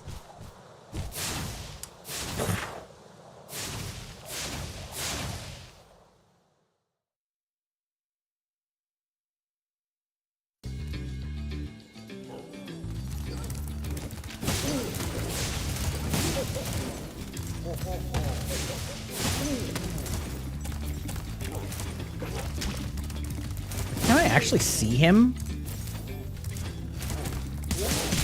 Oh, I can. Wait, can I see him like take a path? Oh, he's right there. Okay, wait, hold on. Maybe I'll just try and follow him. Yeah, so he goes like here. And he goes here. Where did he go? Where did he go?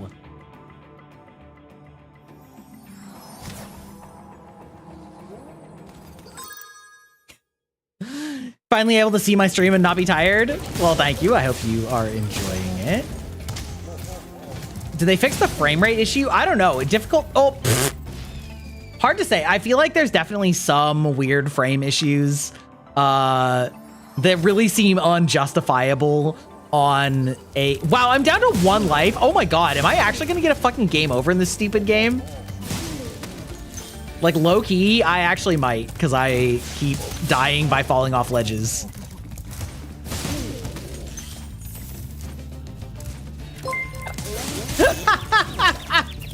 Thank you for the bid, Sir Bell.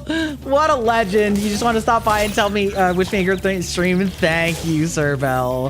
How are you doing? I mean, yeah. How are you doing? Happy New Year.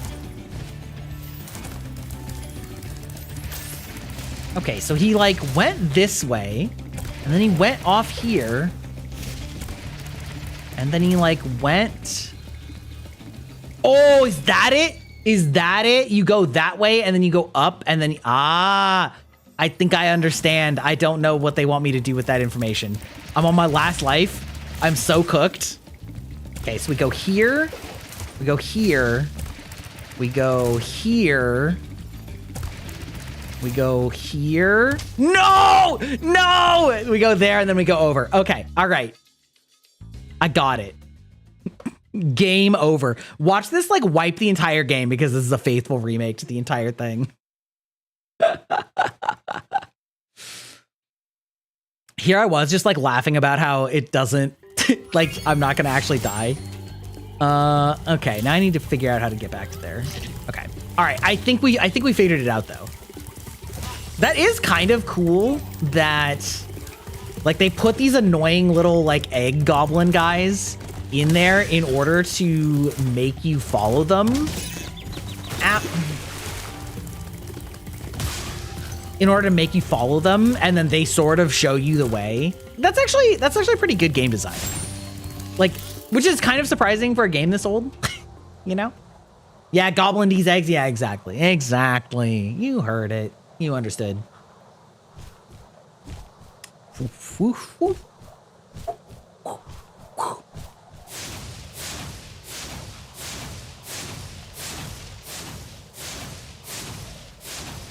Also, leave it to hololive to teach me dirty Japanese slang on New Year's from girls being drunk.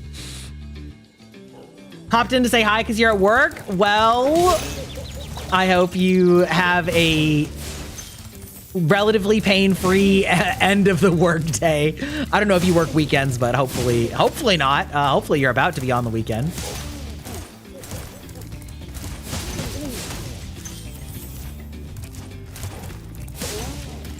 Boom. Okay. All right. We're going to try and do this. But first we got to hit this. Great. Okay. I think I can do it now that I know where I'm going. Really? That was the problem before, was that I was kind of just like playing it by ear. No, you little... Oh. Oh, I see. Let's see. Wait, actually? Ha! Well, I finally got that little bastard. That's at least sad. Windows, I don't want to update you. I don't. I've seen the chaos that you sow.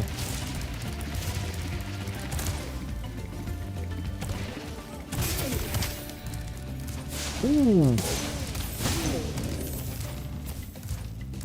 Hopefully everyone's too hungover to bother me. Wait. Oh, yeah, for work. Yeah. Launched it. What? Why did you think that was the thing? Also, hi, Mr. Frost. How's it going?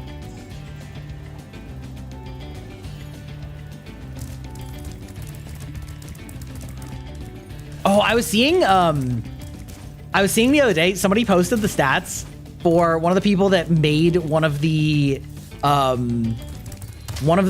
OG 12-hour fireplace like ASMR / Christmas videos, you know, that like people will pull up during Christmas time to just have like a bonfire on loop. And basically like every year it gained like massively over the previous year, because essentially the algorithm confidence that it was a good video increased every year. And so because of that, that one video has made like $2 million over the past 10 years, because but like most of it in the last like 2 years, because that's just like how many people pull that up now. And it's like, because it's had so much success algorithmically, it like is showing up.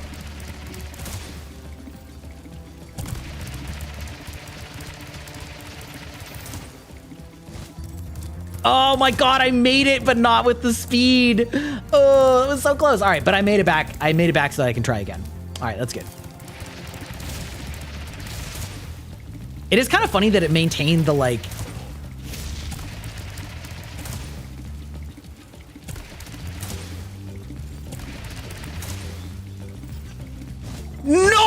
No shot. I jumped too early. No way. Bro, okay, like speak of the devil on these games that were like, the timing on them is so tight because they were just like old games and they just expected you to be like pixel perfect. That's actually crazy.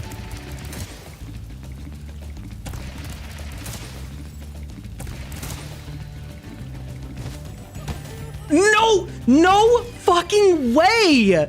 That's like, that is so cooked that that's not like making the jump.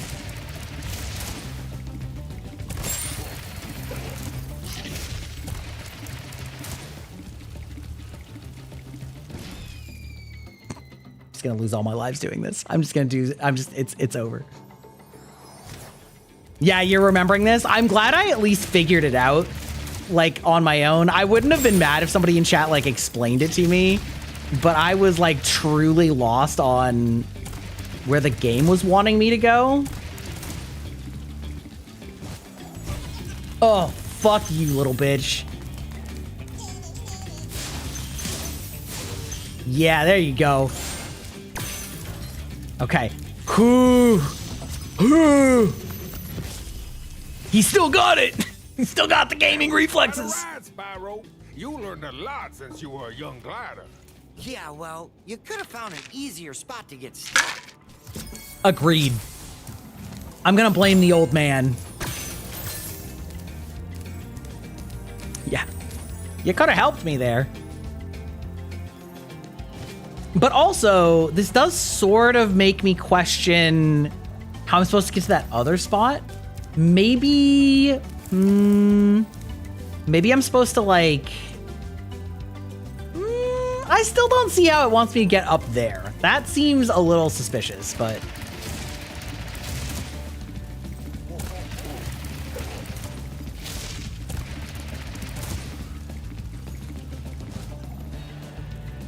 That's fine. Honestly, don't care. If there's not a dragon up there, I don't care. It's over. It's fine. Bring. What time is it? 1:30? This is what happens. This is what happens when I like play through a pee break. Is like now I gotta pee in the middle of an hour, and that's just awkward, you know? Bum, ba-dum.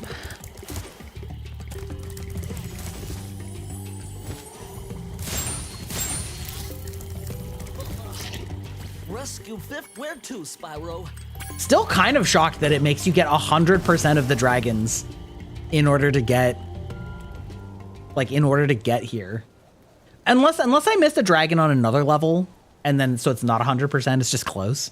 But I think I'm gonna take a quick break because I also need to change my controller out. So yeah, we'll be right back.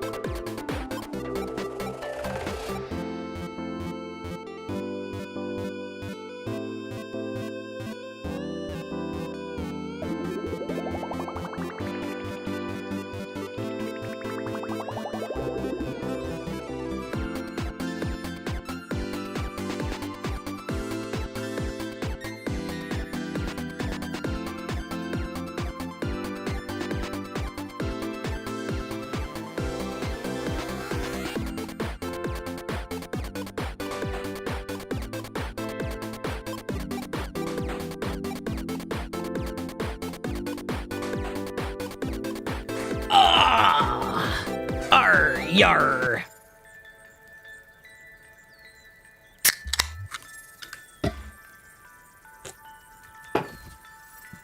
Okay, so there is allegedly a dragon here that I've just completely missed, which seems hard to believe. Wait, I literally just didn't see this out. That is so funny. It seems hard to believe. I definitely explored this place very thoroughly, literally right fucking in front of me. Do that again. The artisan's boss is through behind me. You can challenge him now, if you feel you are ready.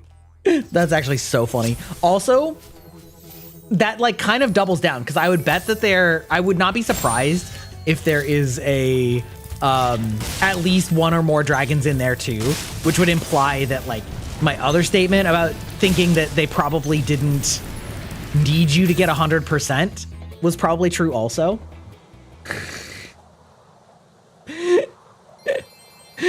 Right? It's so funny. Amazing. Amazing. Incredible. Incroyable. Also, okay, so maybe one of you can help me.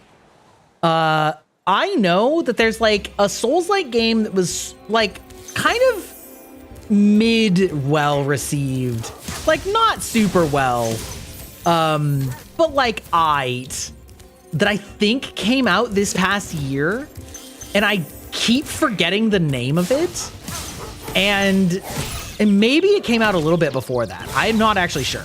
Oh my God, they actually keep going when they've been lit on fire. Brother, 2-hit enemies? You can't be doing this to me. And I want to say it starts with either an I or an L, or it starts with IL. Okay, good to know. Okay, you just need to be flamed twice. Understood. Got it. Yeah, but I was seeing that like they are like coming out with another game. Fuck off. They're coming out with another game, like I think maybe this year, that looked kind of cool. So I was curious, like what. Okay. Salty Bacon Sizzle, how's it going? Welcome back. How you doing? You know what? Fuck that guy. Fuck this dog. Dog's the worst enemy in any game. Full stop. They're really just like, hey, you shouldn't be attacking dogs, so we're just going to make dogs the most miserable thing that you'll ever fight, and that'll teach you. I'm gonna fucking die again. Cannot believe it. You got something for me, the gay bird? Dude, I still see it as like a gay vulture. Like I can't help it now. I hope you've shared that with other people now. I hope you've like helped me ruin that emote. Not because it deserves to be ruined per se, but because it's so funny. Oh my God. This dog's fat, chonky ass. Okay. I'm gonna make fucking lose it. I'm taking the Dark Souls path of just running away from them all because they're actually so annoying. It really is a gay bird though. I can't help it. Most devious henchman in charge of the artisan world. Bring him on. I think I smell a barbecue. Be careful, Spyro. Toasty has many tricks up his sleeve.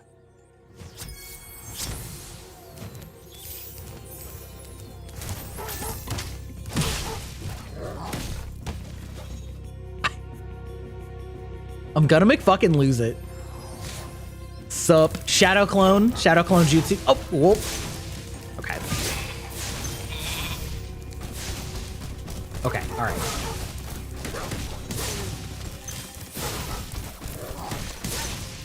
God, the camera's just so awkward on this.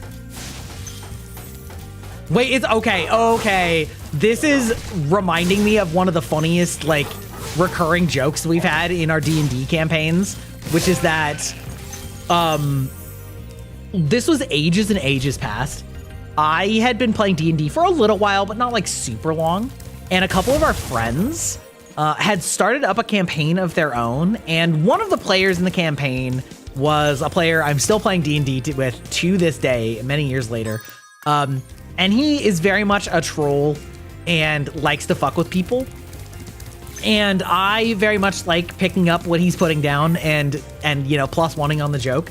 And so our friend that was DMing basically got the players so that they like fell into a cave-in and were stuck underground, and there were like all these creepy bugs and things. And so the players were investigating these small holes in the ground, which was supposed to tell them that it was like insect legs walking or things like that had like sharp small legs and a bunch of them.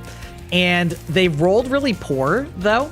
And my buddy just like without a second thought goes, oh, the one that has played D&D before went, oh, I know what this is. This is stilt gnomes. And the other players were like, what are stilt gnomes?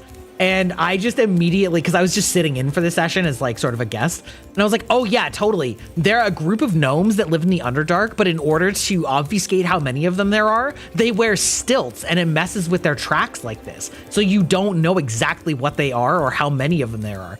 And like we dead ass convinced these players that stilt gnomes were a real monster, and like we just kept leaning into it every time we could. And so like to this day, stilt gnomes is just a recurring joke. So the fact that there was like a stilt chicken as the boss here, peak. Banana drip. Yeah, exactly. Exactly. See, we got our recurring jokes already.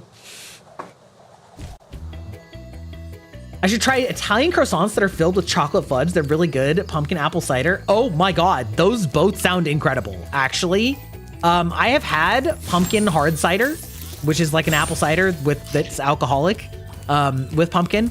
Pretty good, although less favorite for me. I do think that the pumpkin sometimes clashes a little bit with the sweet flavor. However, with that said, I do like a lot of the seasonings that go into like holiday seasonal dishes in hard cider, but also like the chocolate croissant, the chocolate croissant sounds incredible. Stilt gnomes, yeah. You too can spread the legend of stilt gnomes by making them real in your campaign.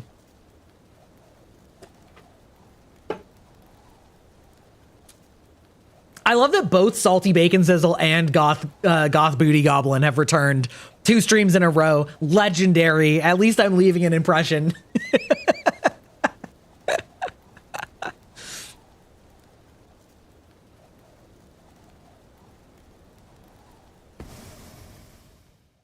I should cover banana drip. Wait.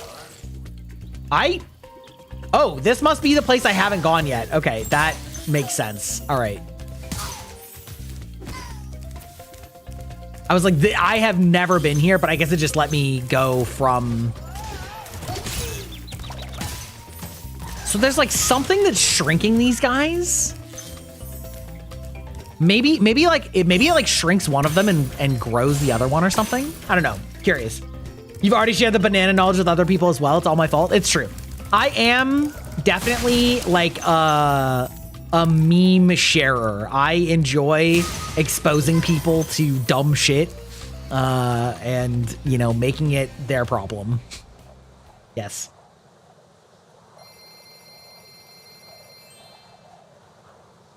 Yes. I accept this role.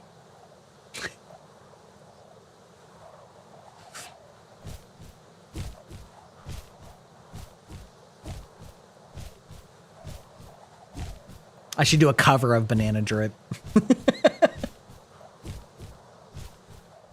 Do that for my 2.0 debut. Imagine.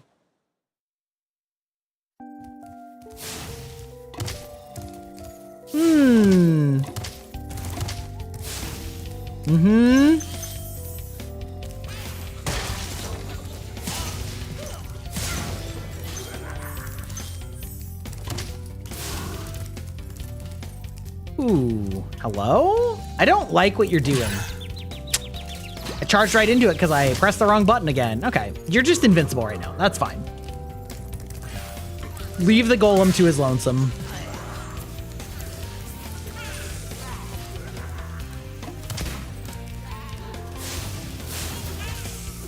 Really? Really?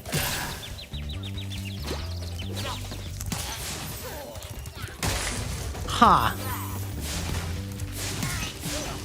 Hello! Also, ma'am? Ma'am? Wait, yes? What? Oh, does this give me the ability to break them? Oh, I see. Okay.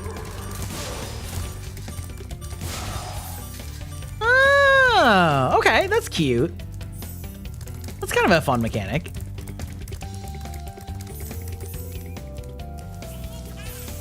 Wow!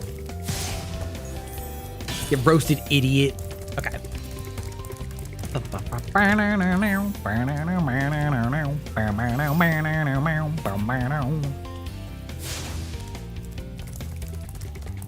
So, aha! Ah. Oh, it just like auto lets me destroy any kind of chest too. Oh, that's kind of nice. Wait, okay, so was there a chest back here then? Interesting. Do you ever play the Spyro game with the money bags guy? I have no idea what that means. I mean, obviously I know what Spyro game means, but I have no idea what that means.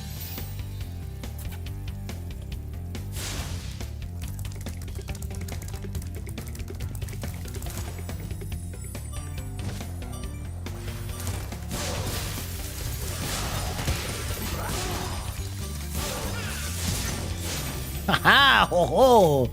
Oui, oui! We have roasted all of the armor! I don't know why I'm speaking with the French accent! Expedition 33 has given me the French accent! As a random redeem decided at my time of choosing! Incredible. Hey, Spyro. All dragons know there's magic in a fairy's kiss. See what it can do to your power of flame. Again, you're telling me this after I had to have used that to have gotten here. Like, I could not have gotten here without having used the fairy's kiss. You know what I mean?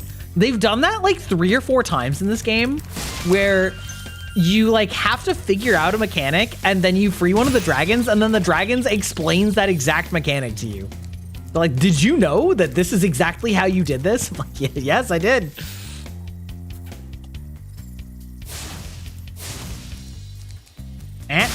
Oh my God, Spyro. My son.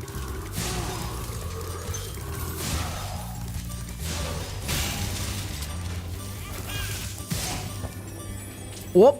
That's not really what I meant to do, but that's okay. Gotta go back and get these gems, you know? Also, I guess I never really spend the gems, right? I kind of just... Oh, I could use that on that. I never really spend the gems, right? You kind of just gathered them up for our arbitrary, like, fairy shenanigans.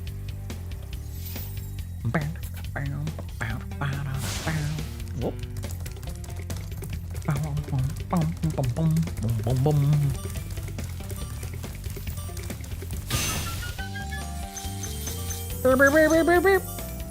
You have a question why your work face allows us to drift box trucks in the snow?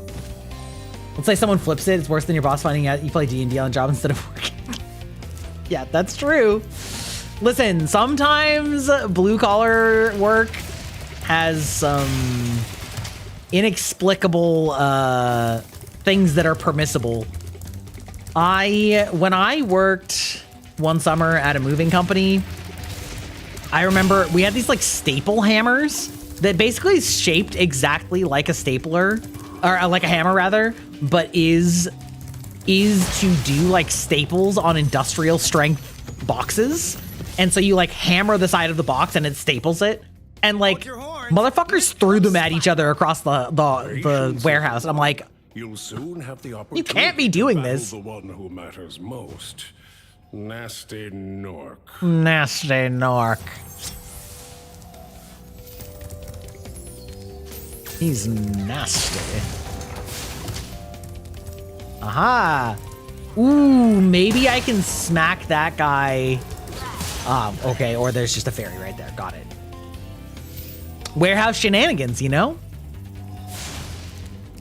Okay, that's also very disorienting.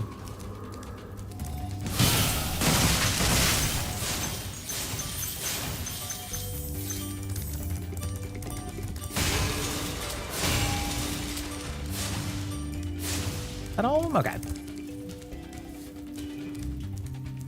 Smasher. Smasher, crasher, sticker in a stew.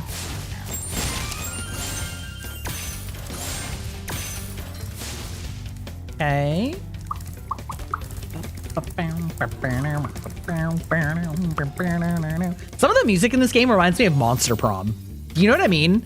Like, there's a certain quality to the music that they have in this game that is very similar. I don't know if you've played Monster Prom. I know that I played it like once on this channel. That's not true. I played it a couple times. Monster Prom or its associated sequels. Great games. I should really play more of them.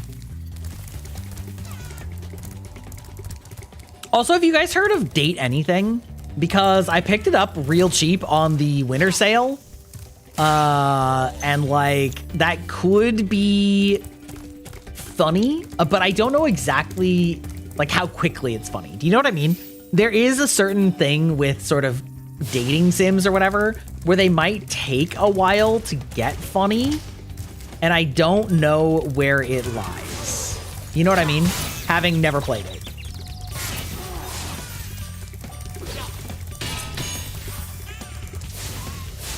Ah, fuck. Oh, there's just a fairy here. They keep putting fairies like a little bit earlier than you actually need them because it's a children's game, children's card game, etc., etc. PSX games always went on good music. True, of course.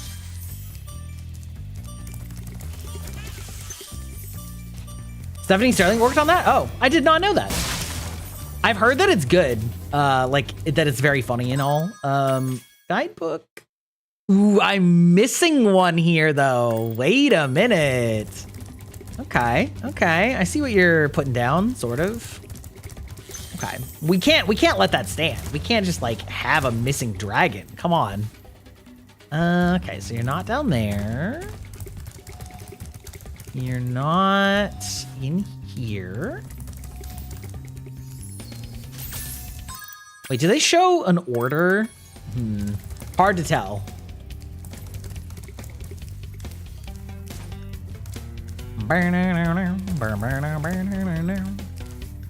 Okay, where could I have missed a dragon? That's the real question. I feel like up there is the answer. And I don't know how I get up there, but I did clock that ceiling hole earlier. And it made me wonder, like, how one would get there.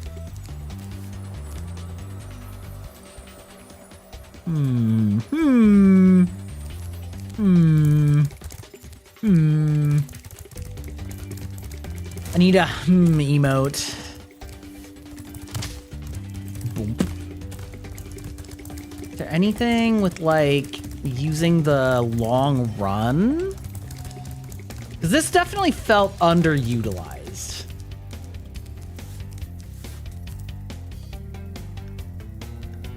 Came across there. Came across. Wait.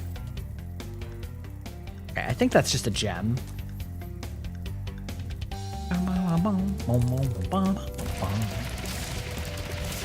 Let's say that I go in here.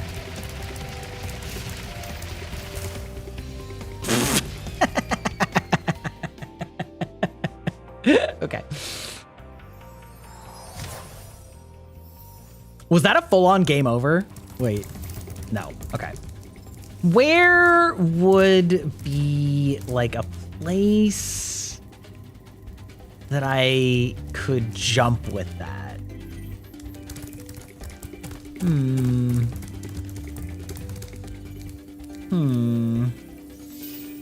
Okay.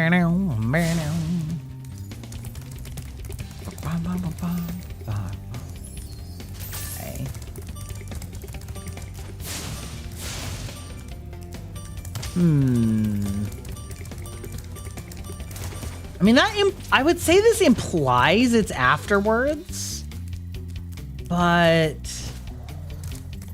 where could I have missed one? This is a little odd. I kind of like that the little corner.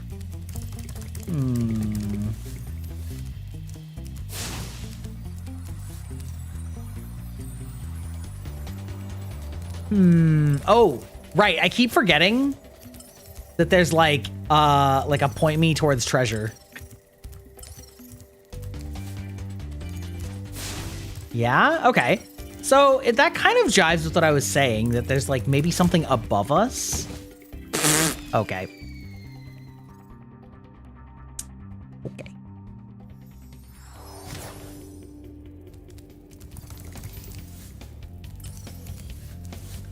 Wait. Yeah, okay. So it's up there. Am I just expected to jump up there from this long rundown? I suppose it's possible, but that seems like a rough jump, PlayStation. Doesn't mean that's not what they want to do, though. Right, okay. All right, we can try. I did see Af doing one of these, like, running challenges the other day, and he was just, like, absolutely flailing.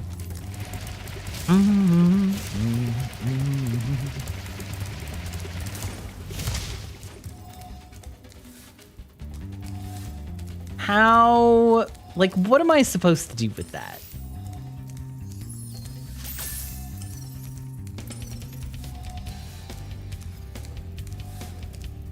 Okay, so it's definitely up there.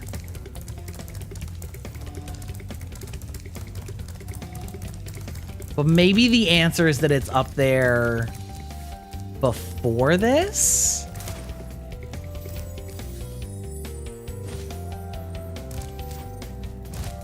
Like, okay, so you kind of made me come up this way. But is there another...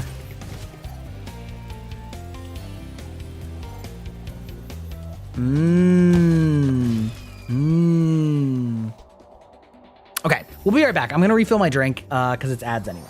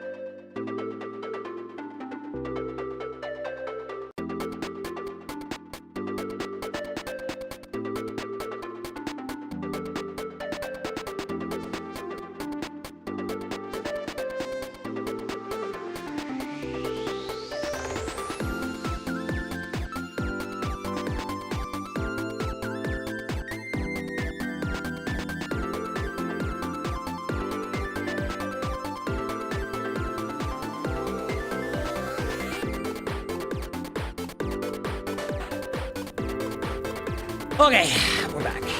We're back. I still can't figure out where, like, how this game expects me to get there. Maybe I'm supposed to go like this way and then like jump around or something. No, because then I can't get there from here.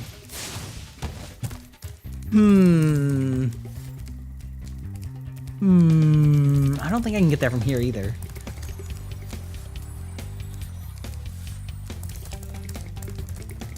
Okay.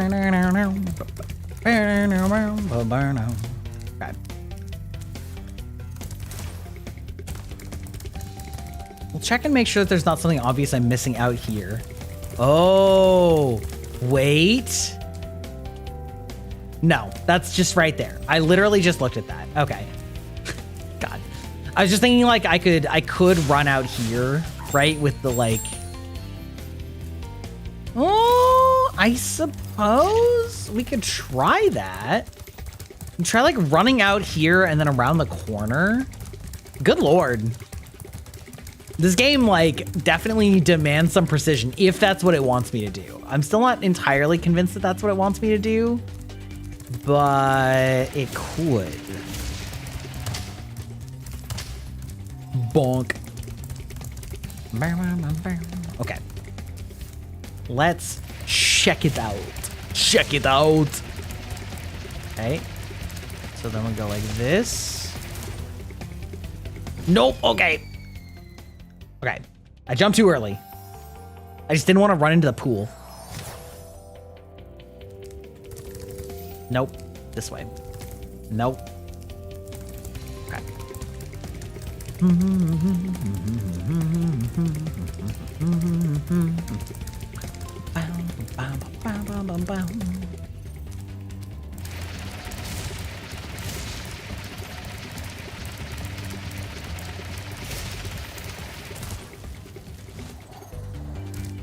Okay, let's just hypothetically run this way. And then if I jumped off of there, maybe? God, that's a hell of a run, though, if that's what it wants me to do. That's a hell of a run. Watch it just be something super obvious that I missed earlier. And this is just like a red herring.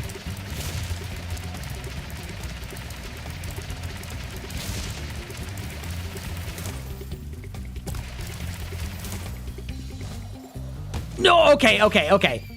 I have it. I just jumped too early. I panicked. I tried to get it right at the like arc of the hill. Whatever. Okay. I believe I can do it.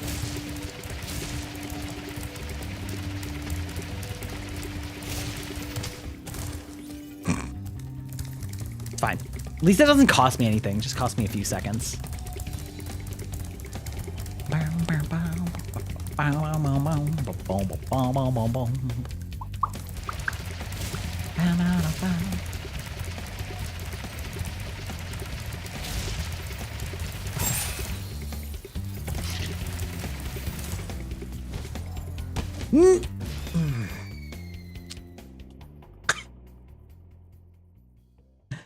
It is so annoying to me that you lose all your momentum as soon as you open your wings, but sometimes that's like still the correct thing to do.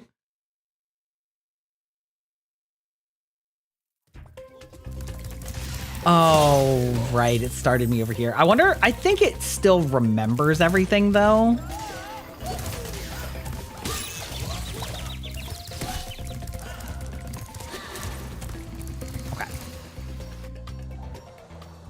We can do this, chat. We can do this. We're gamers.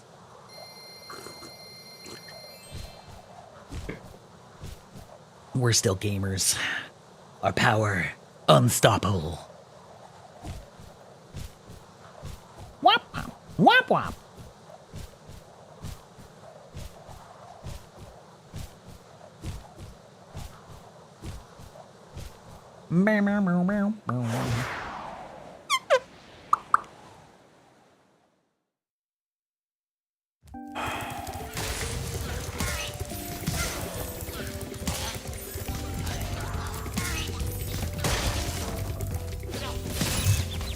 Oh, come on now. Give me your fairy magic, ma'am.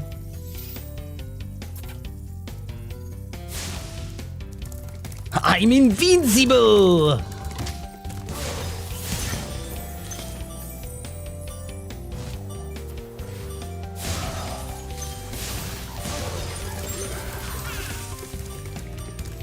Oh, I see.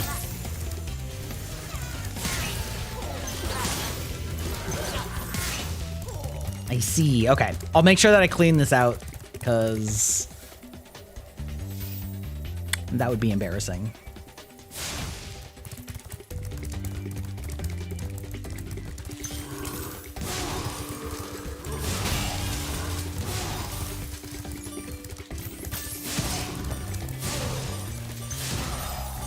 Okay.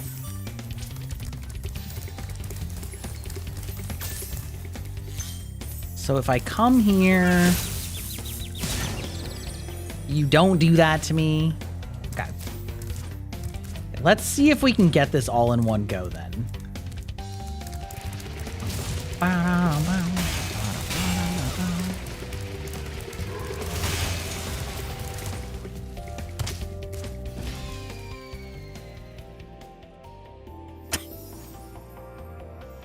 What a waste!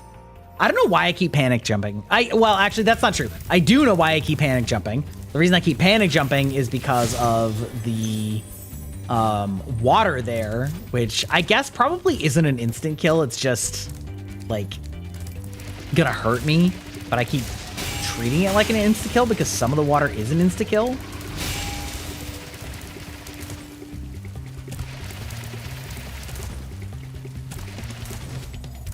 Oh my god, the way that I almost just lost it there by running off the edge again. Oh, I would have been so mad. If this is not... Okay, thank god. I was gonna say, if this isn't the dragon... You've become a master of the supercharge. Great work. Yes. Okay, all right, we're gaming. Ooh. That's kind of cool. Whole new world. A new fantastic point of view.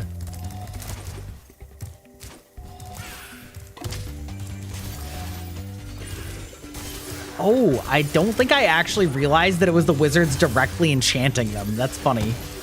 I mean, that's like obvious in that. Wait, are you telling me that they expect me to get up here with magic power? Truly? Is that what you're trying to tell me? Was there a fairy over here? Eh? No? Just a regular old light fairy? A boring fairy? You expect me to get here with one fairy charge? Nah, no sir. No siree. Oh, maybe it's just that I'm supposed to race it. Wait, I can maybe race it. I might be able to get in there, like, without... Also, hey, Aaron, how's it going? Thank you for redeeming Girlbach. Girl bossing with Girlbach. Oh my god, you're actually so annoying, Spyro. Okay, well...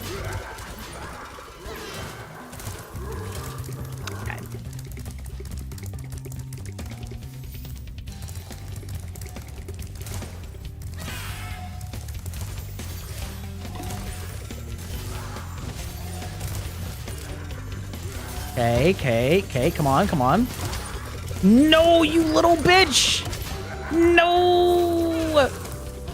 So close. It's so close. Damn that outfit. I know, right? I know. Imagine. Just imagine what would happen if I were blessed with this power.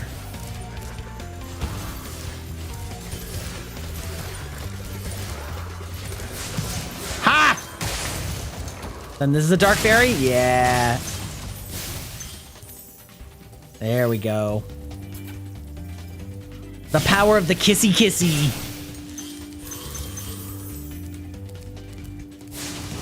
Oh, wait, I don't have a timer? Oh, that's fun.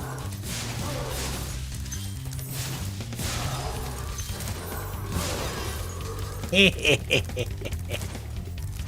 feel like me just wearing the mech suit of a hot lady is not the same as a femboy. Like, I feel like there's a very different quality to it. You know what I mean? You didn't see the avatar change? Thanks for the jump scare. Yeah. Now you can. Now you have to explain why you're watching this in public, on public transportation, aren't you? At work. No, I don't know.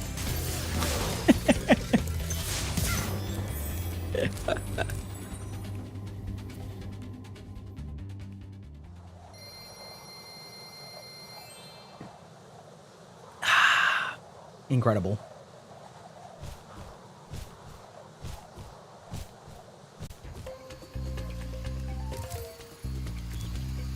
That's right, you are streaking. You're on a 7 watch streak. What a legend. Hello? Fucking...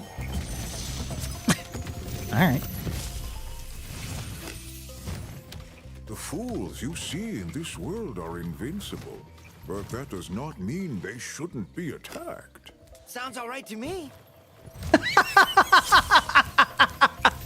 I don't know why that's so funny. It's like, you can't hurt him, but that doesn't mean you shouldn't fuck him up.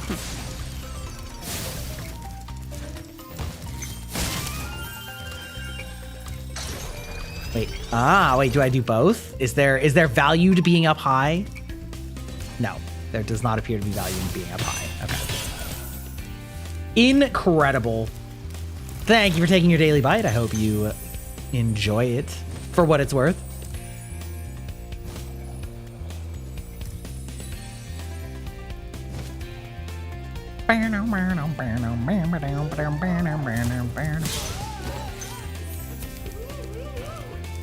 Woo, woo, woo! Wait, why is there just like no wizard attacking him? Also, that's where I started, right? I recognize a turbo jump if I've seen one.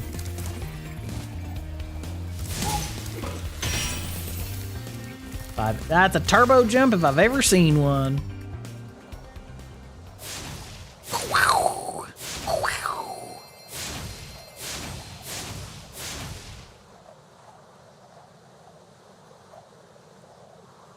Kind of sad that this model doesn't have like a controller toggle, because I think controller toggles are really like cute, and it feels like something that this model would have.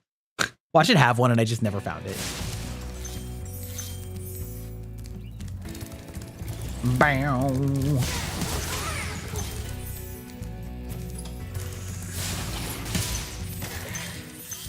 Wait, oh, do I like use fire to like make them shrink? Ugliest dragon ever. Wait, which one? I feel like you might be behind me. I feel like you're commenting on things that are like old, unless I'm just missing it. Bring. The last one? Oh, fair enough. The enemies here can be quite frightening, but you should watch the fools.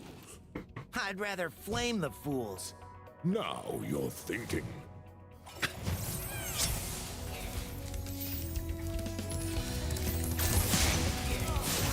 Why does like a little fire imp take damage from fire? That seems incorrect. Ah, yeah, okay. So the fools like set the shape of the enemies. Yeah, so you like debuff them.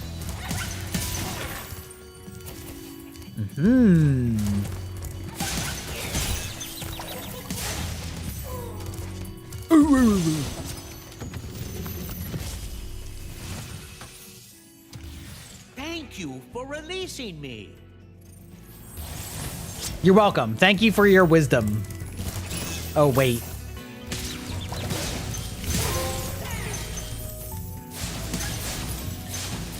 Okay, so it looks like I can still hurt them while they're in flame mode.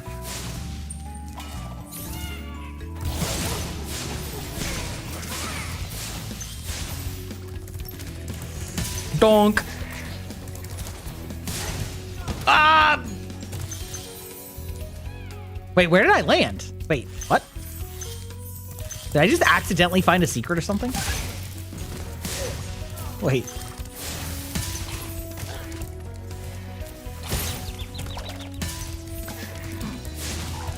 Where am I? How did I get here? I just like missed a jump. Yeah, exactly. Listen, the dragon designs in this game are like pretty good. Now it does sound like they did get like upgraded or reimagined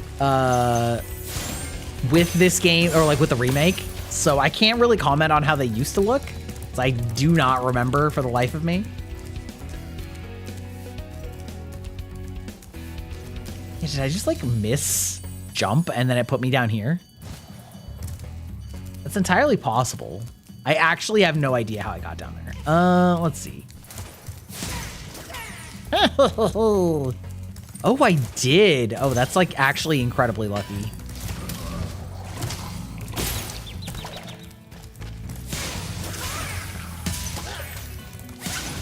Okay. He's so squirrely. Okay, all right. My overlord is begging. I don't know if you can hear him in the background. Wow. Like he's being so abused. He hasn't had dinner. It's half an hour late. Wow. You know, I think you just might be the dragon to defeat Nasty. Yeah, buddy? That's me, all right. Yeah? You want to come say hi to stream? Come here.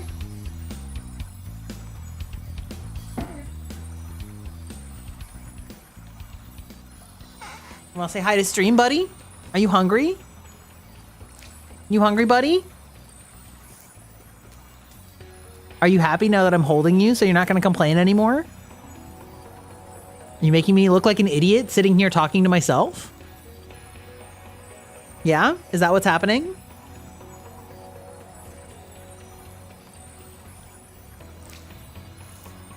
I like how I was just talking about how you were complaining so much, but now that I've got you in like a football carry, everything's all good and you're purring and you're happy and you're warm and you're secure. Suddenly you're not hungry anymore. That's crazy how that happened, buddy. That's crazy how that happened. It's crazy how that happened to you.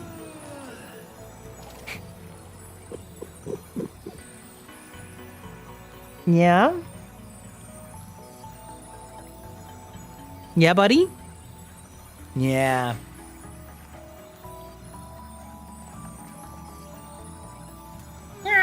Yeah, immediately starts whining. He is black. I have two cats. But I'm missing two dragons on the stage. Jesus Christ. I have two cats, a black cat and a gray cat. And their names, they are brothers, and their names are Zeus and Hades because reasons. Oh, poor baby.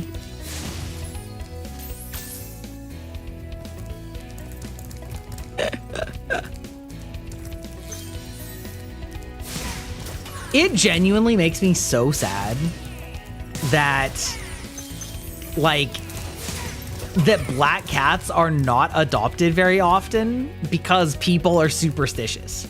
Like, that is actually astonishing to me. I do not understand how anybody in the year of our Lord 2026 is sitting here being like, black cats are bad luck, so I'm not going to adopt one. I'm like, fuck, excuse you? Like,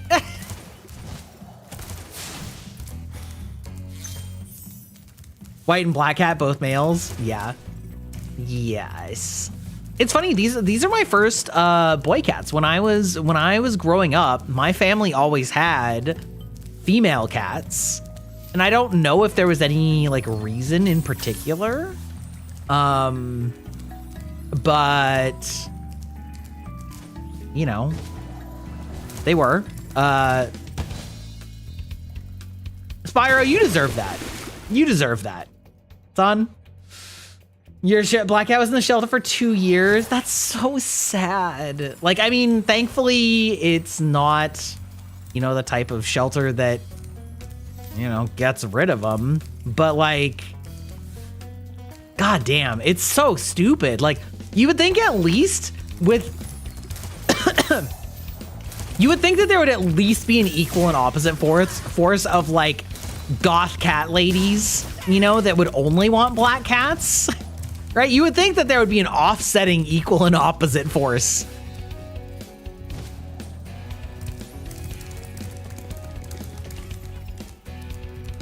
Wait.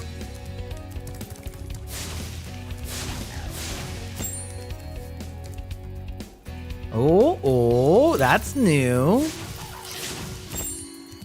That's true. He did end up with you, and that is all's well that ends. You dumb bitch, Spyro. You dumb bitch. You dumb bitch. Geez, almost 13 years. I know, right? Isn't it crazy how time flies? Like, my cats are, like 12, you know? Like, it's crazy.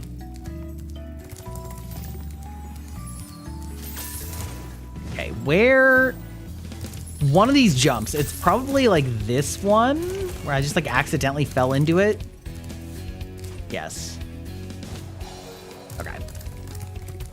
So if I go this way, then it's like right over there. Yeah, there we go. You know, it's funny because it's like mostly designed to not be that frustrating until all of a sudden there's like one that like some of the areas are getting increasingly obtuse, but like most of it is very straightforward and not that difficult, right? So it's a very weird mix where like the vast majority of it is not particularly difficult. You know? But then like when it is hard, you're like, from whence did you decide that that was a good plan? Fucking little fireballs.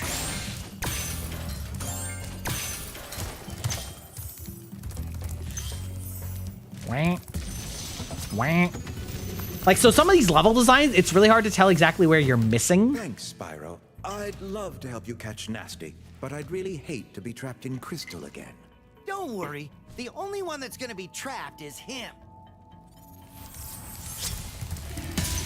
Donk. Okay.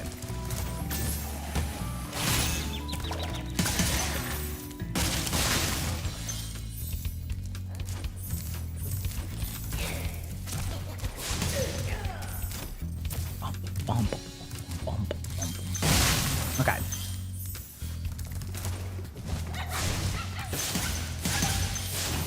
Warp, warp, warp, hop. Hop, hop, hop. Okay. Hey, there we go. See, at least both of them were on the same path. You know? At least both of them... Thank you for releasing me. Yes, capitals. Thank you for dragging these nuts. That feels like that's the path it wants me to take. Okay. I still don't quite have a handle on what...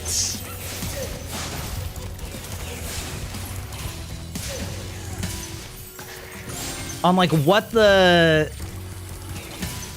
Oh, my God. What the acceptable glide distances are. Because there's just, like, so many times where I think I can't make it.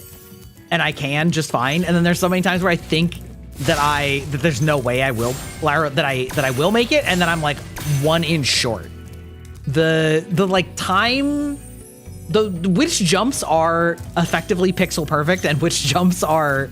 actually super easy, barely an inconvenience, is a much bigger line than I was expecting. Oh. Oh.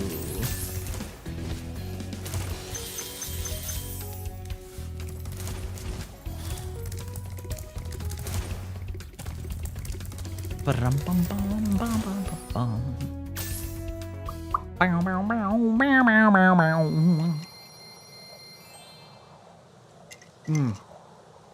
I was watching Callie, and she's been playing Sekiro, and it's not her first time, but she's never beaten it.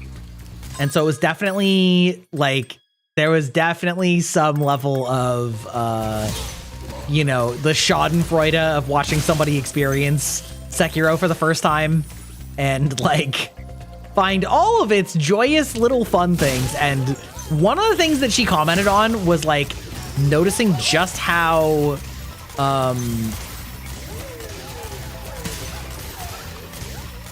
how many of its things are like incredibly missable. There we go. Like, and how much you would have to look up in order to... Yeah, bitch? All right, I'm coming for you. I'll get you later.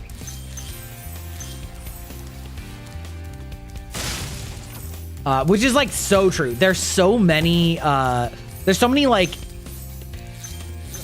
items or NPCs that have to move from one location to another in that game that I absolutely looked up. Nasty's world is. Are you ready to go?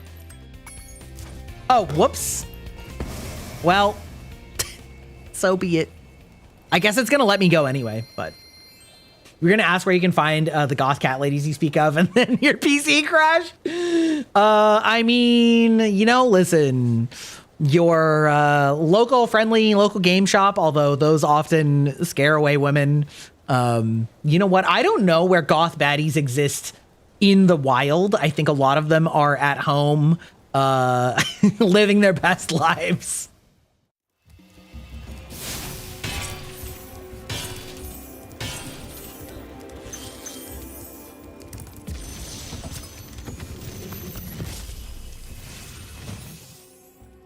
Hey, didn't I already free you? You're in Nasty's world now, Spyro. And you are the dragon that must defeat him. Bring him on. I'm ready. Reach the exit in each of Nasty's lands. Then you can challenge the Nork himself. Got it. Thanks for the exposition, Dragon. Beetle it. Dragon this exposition on Dreamweavers. Okay. Hello, fella. Hello, hello. Listen, my brain just short-circuited. Hey, Crimson Chapel. Yes. Fellow millennial. Millennial. Yes. Did you play Spyro growing up at all? Because I played it very briefly. And then I traded it and felt guilty about it and never went back. Every day? Okay. Yes. I've said it a couple times already, but this is the only game I ever traded to a friend in exchange for another game. However, the game I traded it for was Final Fantasy VII, so I feel like I made the right move, at least for me. But I've always remembered my the one that got away.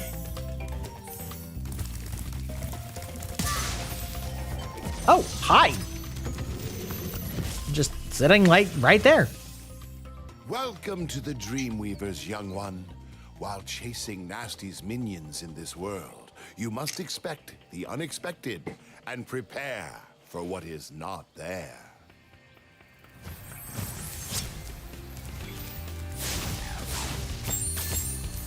Ooh. Okay, so we found a few more levels.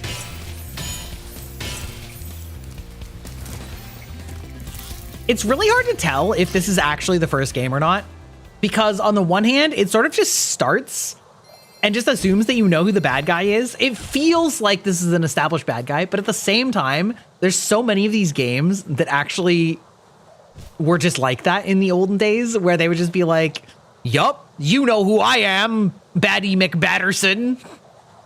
It's the first. Incredible. You trade Spyro for money? Listen, Final Fantasy VII was foundational in my life experience, so it worked out for me.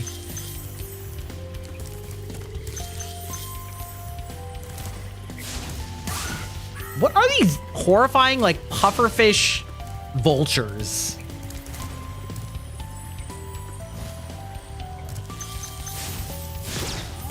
Hey, Booberry, how's it going?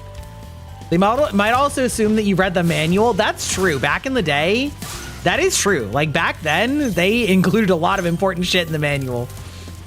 Kids, reading couldn't be us. You only ever played the GameCube one? Yeah. Yeah. You missed the little manuals? I know. It is like, there's sort of something to both styles. Like, I think a good tutorial is better than a manual because you're not just like reading and hoping that you understand it when they're like putting it to you in exposition.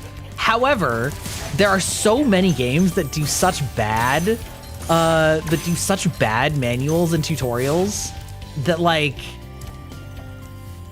ma'am? Maybe I need to get both of you. I need 2 chicks at the same time, or 3. Oh, I had 3 even. Okay. I was actually just reading something from, I think it was like a Japanese article where they were like, yes, actually we found that like players actively hate tutorials. Okay. Okay, this is cute. You know what? Queen shit. And it was so funny because I do like, listen, not to make generalizations, but I do find that some of the worst tutorials are in especially JRPGs where they're just like, hey, I'm gonna need you to read for 10 minutes straight before you actually like get to use this mechanic. And it's just like, you're just like, oh my God, your eyes just like start glazing over. You just can't even process that amount of information. Oh, you little bitch. Okay, how do I get up there though? At least that's how I found it with like a lot of JRPGs is like at a certain point, your eyes just glaze over and you're just like, I cannot. You didn't play FF7 originally as a kid, but you played Kingdom Hearts. Ah, the Kingdom Hearts to FF fan pipeline has to be studied. It was your second RPG ever immediately after Super Mario RPG. Incredible. I did also love Super Mario RPG. I'm trying to remember which one I did first, actually. Like now that I think about that question.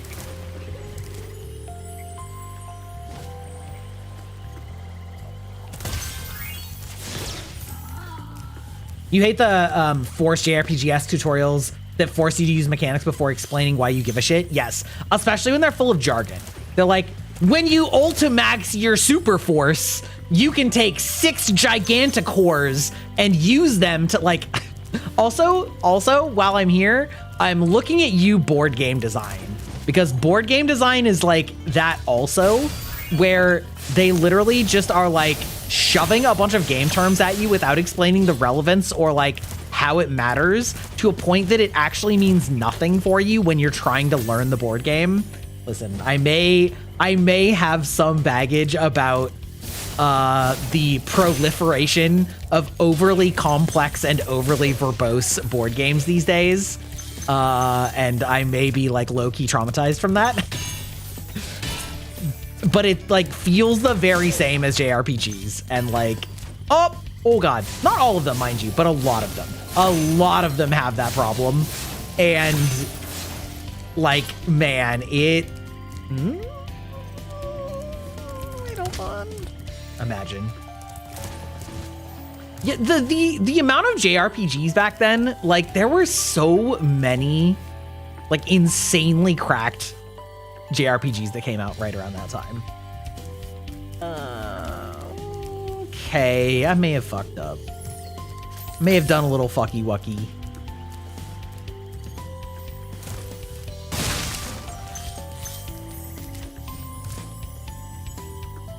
You got burnt out from RPGs after that? I mean, that's definitely valid. Like, especially because it's like when you go from like so many kind of peak RPGs, right? Then it's gonna raise the bar a lot, just in general. So like you can simultaneously be burned out on something while also feeling like nothing else that you're playing meets the bar either.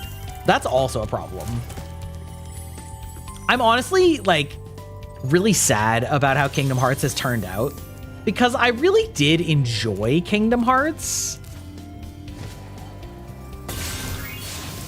Oh my god, okay.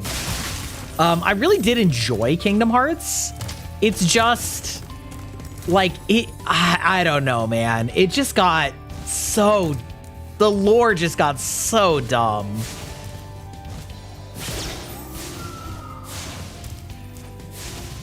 Okay, I can get you. Okay. Just have to get that one in the middle. We can do that. Kingdom Hearts 3 was sad. Honestly, Kingdom Hearts 2 was starting to push it. Like, I was still invested, but it was pushing it. Like, if we're being so honest. Legend of Legaia? Holy shit. There are so few people that know Legend of Legaia. I loved that game, even though I never beat it, because I kind of got like hard locked. We'll get you to new places here in Lofty Castle too.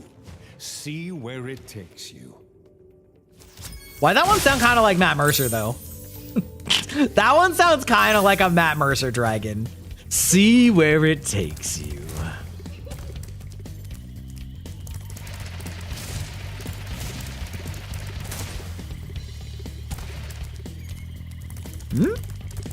Where did it take me? Oh. Hello? Oh. Okay. I see. I should have continued running. Dark Cloud, that's another classic. Hell yeah. That was also really, like, Dark Cloud was, kind of silly name aside, a really fun fusion of, like city or base builder mixed with like dungeon crawl RPG. Like, honestly, truly a fairly unique game. Like, it's very interesting.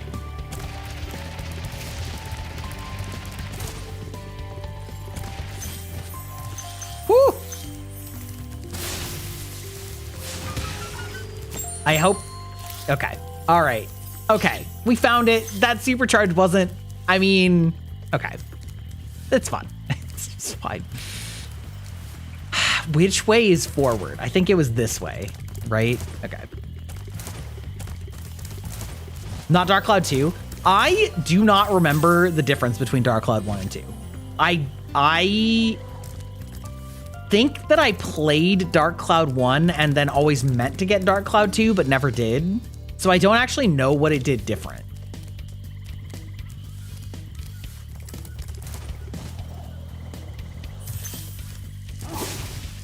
Woo.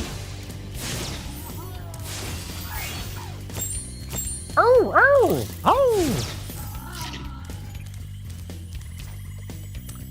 Oh, you never played the first one? Oh, well, I mean, I remember the first one being good too. I think it was kind of just like, just an evolution of the same concept. Like, it was, if I remember correctly. Could be wrong.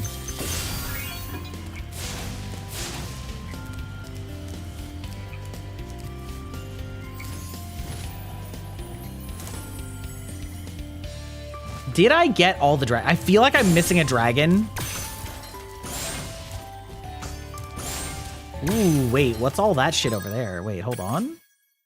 No, I'm not though. I got all the dragons here. Okay, well, maybe that's just the old. I think that's where I started. Yeah, okay.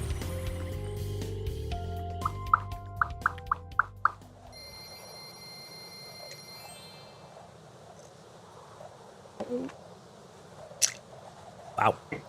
Sorry, got a piece of ice in my mouth that was like way too big.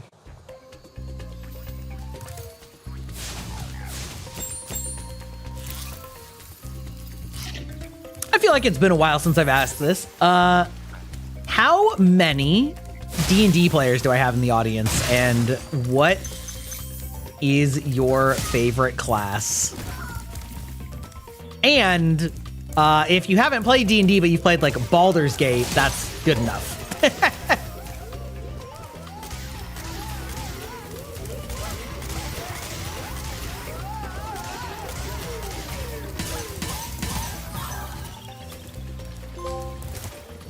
Oh, shit. Oh. Barbarian Artificer, incredible. Never played and know nothing about it. Like, what level of nothing? I feel like everybody knows at least a little something about it.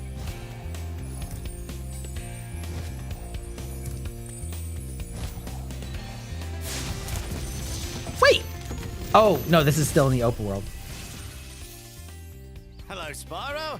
Nicely done. I'll be done when I've toasted that nasty Nork.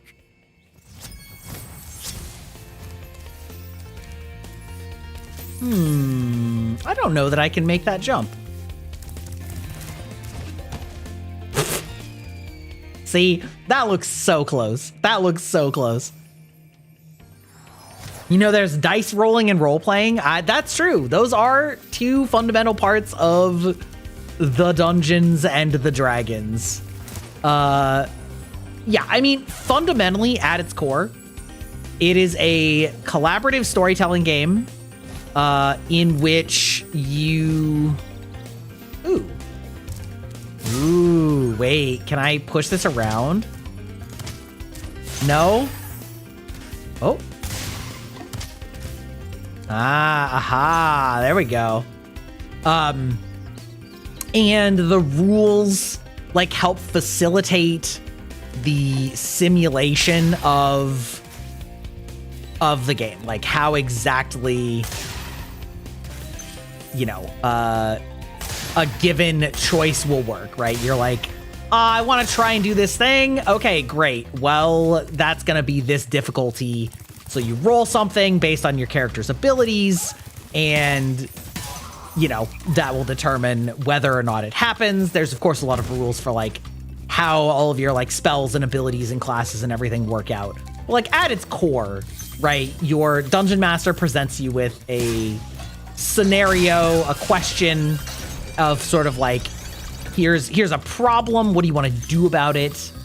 And, you know, you sort of freeform decide how you want to tackle that with the tools available to you and what makes sense for your character, what makes sense in the situation. And then, you know, you go on from there. Welcome back, Wailing. How we doing? We're doing good. We're working our way through the ancient lore of my childhood. And we're talking about Dungeons and Dragons right now. Doesn't the Dungeon Master make or break the experience? Yes. But it's not just the Dungeon Master. It's really a full group experience. Like, you can have a good Dungeon Master who...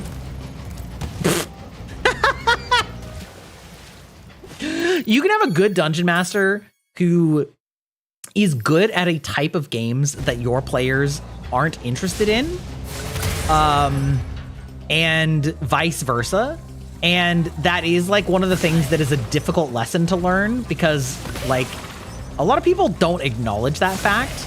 It is just as important that the players are providing good buy-in to what the DM is, like the work that the DM is doing and giving you, in addition to like what you as the players want to do. And so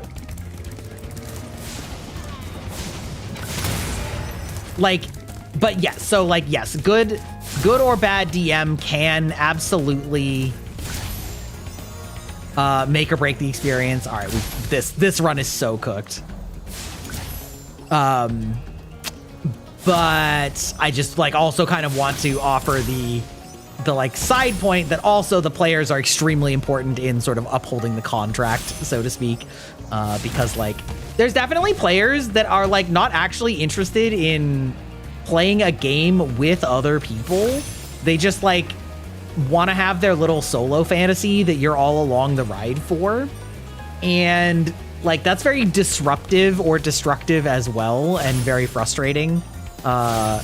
And happens a lot. Like, so it definitely takes a lot to like get a good game of D&D in the first place, because there's like so many moving pieces. All right, I at least found all the areas. So like it is true though, like a bad DM, you know, or just a DM that doesn't fit the style of game that the players at the table are looking for, or vice versa, you know, does cause problems.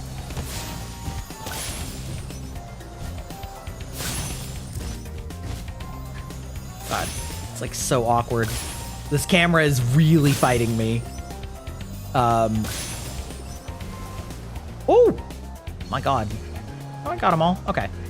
Good to know that there's not another treasure chest there. Anyway, yeah, so like that is also worth bearing in mind, but it is also some of the most satisfying like hobby and quality time to spend with friends of any like hobby that I've ever partaken in.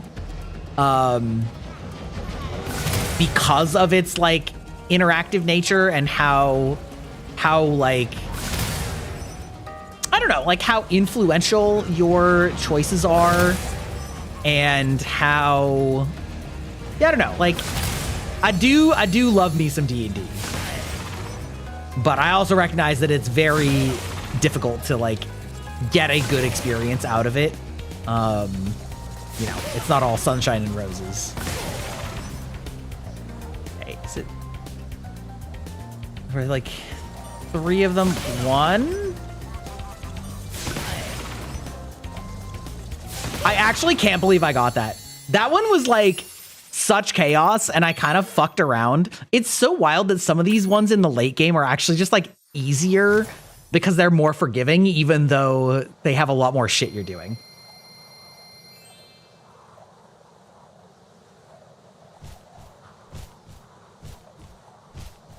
Anyway, yeah, my favorite character was definitely a warlock. I am very much a charisma player, i.e. like I like being able to use social skills in game to like bluff, deceive, you know, do shenanigans. I definitely really enjoy that. And also often I feel like I am one of the players that likes to engage in the dialogue portion of the game with NPCs and things like that, which definitely helps to have stats that assist with that. And I didn't love the original implementation of Warlock in 5th edition, but I think it got a lot better in 2024. You haven't played in 9 years? You don't even remember what you did back then? So true. So valid.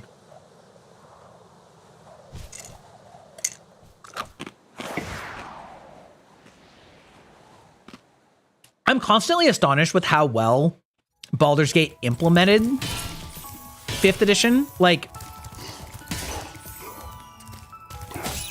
ow! Got fucking biffed by a giant lizard and it's, oh. Giant lizard with a, whoop! Oh!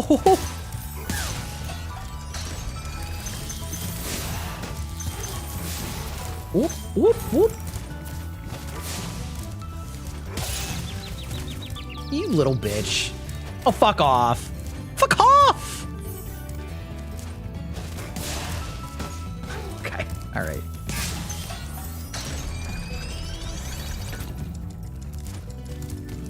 Can you be a character that reflects your name? Absolutely, you can be a goblin. You can be a goth goblin with a big ass.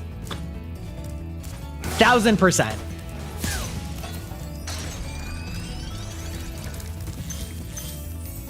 Yeah, see? Now you're role-playing. No, I will say, like, some of that depends on, like, your DM and your campaign and all that stuff. But, like, more or less, right? The rules would allow it. Dong. Okay.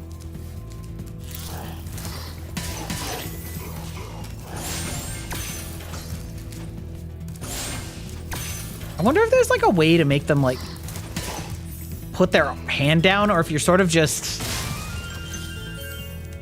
have to time it. You just gotta nail it perfectly. Bow, bow. Okay. What? Okay.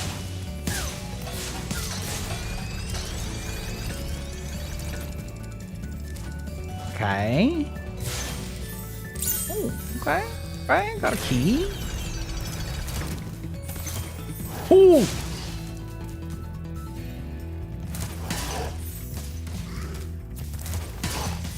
Okay.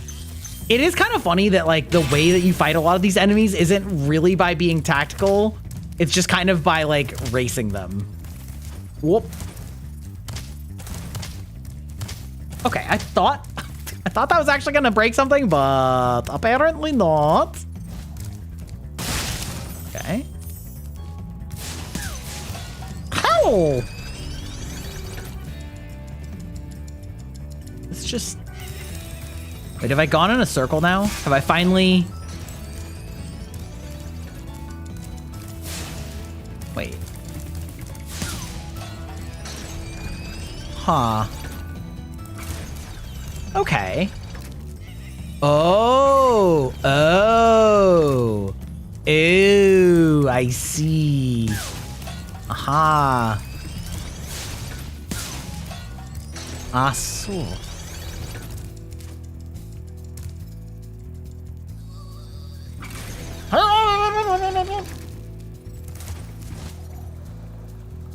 Bonk. There we go. Thank you for releasing me, Spyro. Take care. Take care.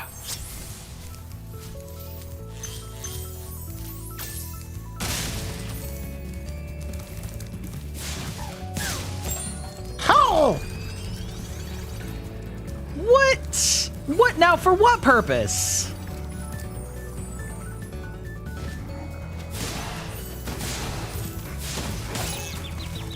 Oh, oh, okay, okay, okay.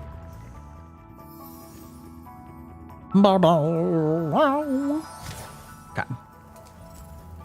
So.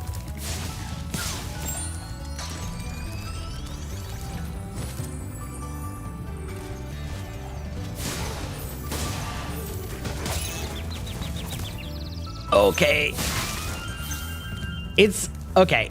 Maybe it actually does want you to land on these, because it feels like they want you to like do it all in the air to piss me off. Yeah. Ooh. Okay, I got them all. Did I get anything for that, or did they just put this here to piss me off? That is possible. That is like definitely a world that exists that I'm finding is increasingly likely. Oh, ah.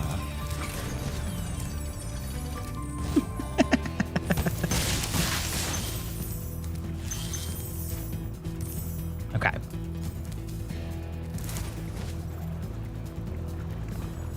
Oh my god, that was so close. Boring.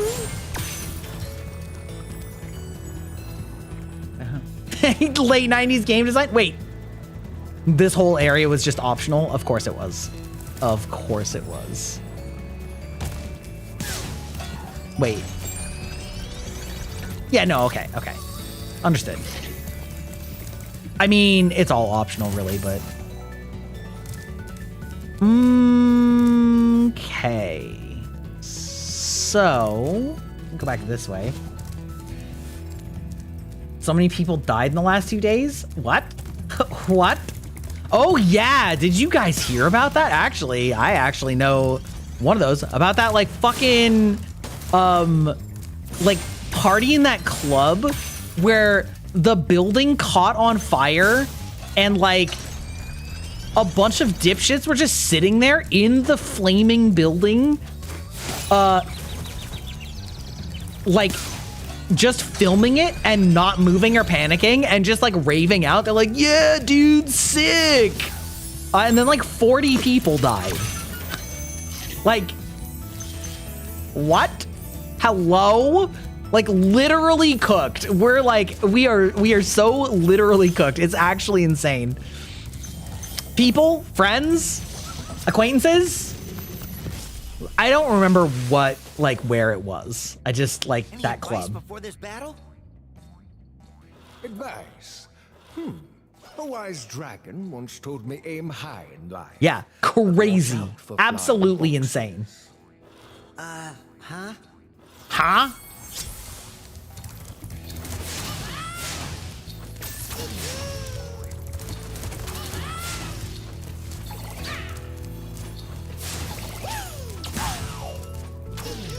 Wow. Wow.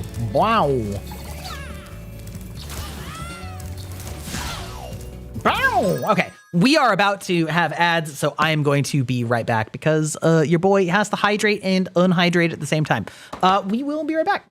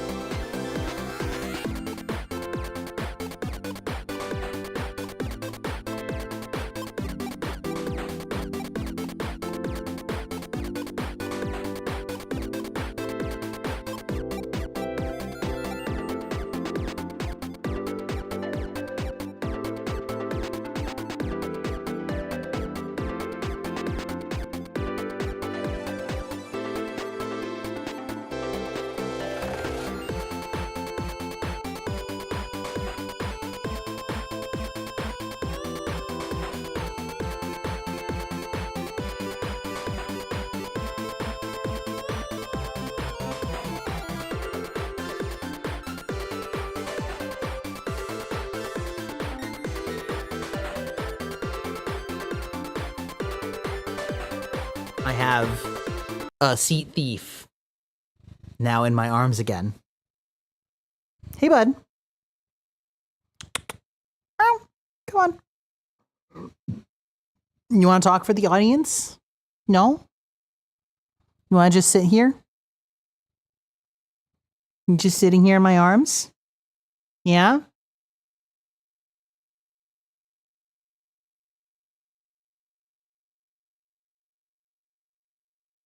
He's like, yes, yes, father, attend me. Attend me. This is actually fine. I complained that you took the seat that I stole from you back. But as long as you're holding me, it's all fine. Yeah, buddy. He's like, yeah. This spoiled ass cat literally has a cat bed right next to me here that has like 2 blankets and a heated blanket in it. Like, he's like, ah, yes, I have the most deluxe kitty accommodations and yet must have father's seat that he freshly warmed up with his butt. Otherwise, what's even the point of living? You know what I mean? Wow. Like that horn is just, it sounds so janky. It sounds like all of those,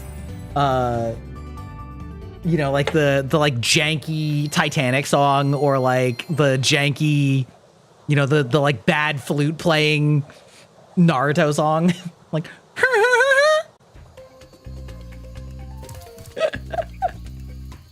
I'm sitting higher than him, cannot be accommodated. You're right. You're right. How could I have thought that there was any world in which that was acceptable? You're so right. You're so true.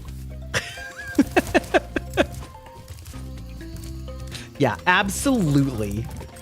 Ho ho. Okay, Nasty's world. Presumably Nasty's world is the last world, right? Presumably. Ah. I need me a Gamer Sups code.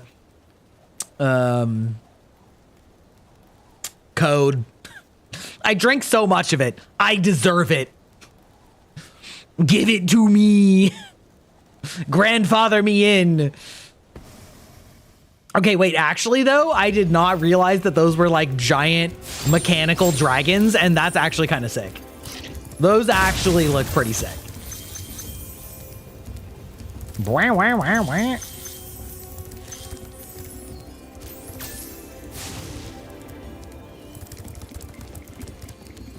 Nork Cove, baby.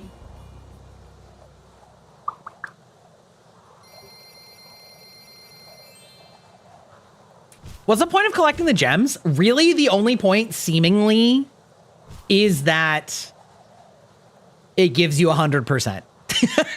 Like, it does not seem to matter. Earlier in the game, there was like a requirement that I have 1200 before moving to the next zone, but it's never seemed to come up again. Yeah. Good old-fashioned game design. I'm sort of doing it out of just like... out of like compulsion, like gamer compulsion. Oh my god. Okay, you're actually vulnerable to flame. Got it. Ah! Okay. Okay, I do love that actually. That's actually very fun. Ooh, I actually got him with that. That's kind of fun.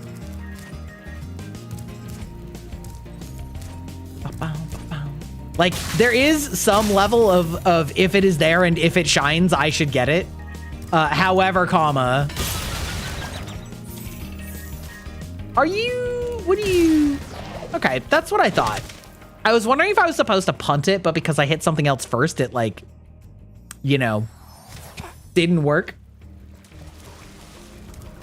Well, in Mario, it actually did do something, because in Mario, it gave you 1-ups if you got 100. So there used to be a functional reason to do it in Mario specifically.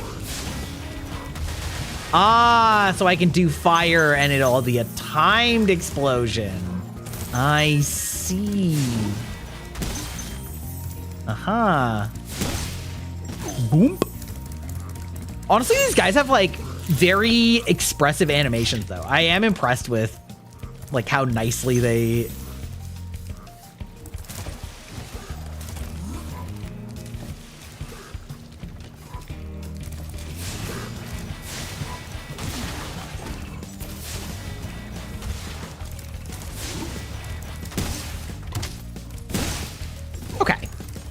so we use the TNT to blow up their armor, and then we, you know, smack them. All right, fair enough.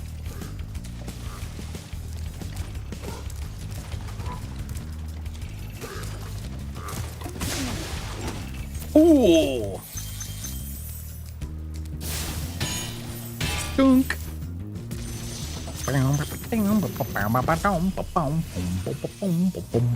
Keep up the good work, Spyro. I expect Nasty's really starting to worry about you. I'd be shaking in my Nasty. boots if I were him. Yeah, right? These are just good blue-collar dragons, you know? They're just working their shift, and this little punk-ass bitch dragon comes up and just decides that he's gonna get all up in their property. Exactly.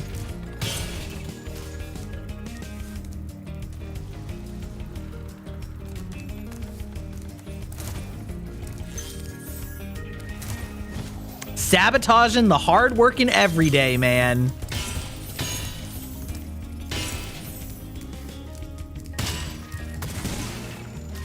Well, that's fun. Brrring.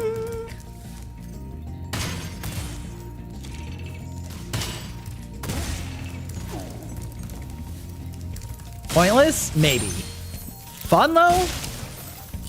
Always satisfying to, like, use environmental weapons.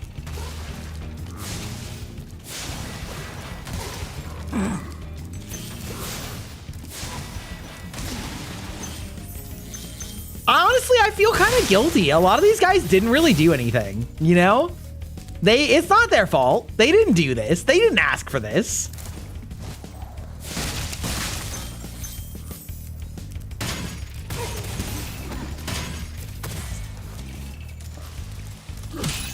Oh!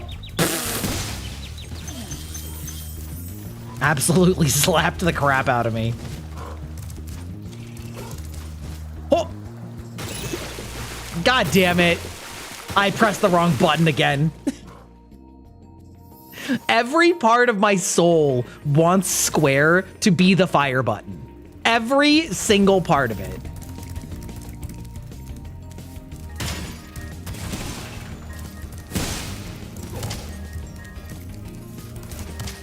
Oh my god.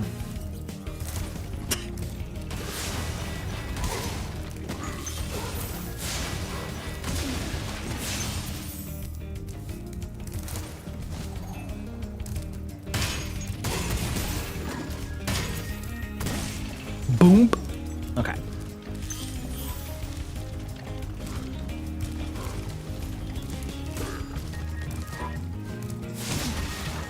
There we go. God.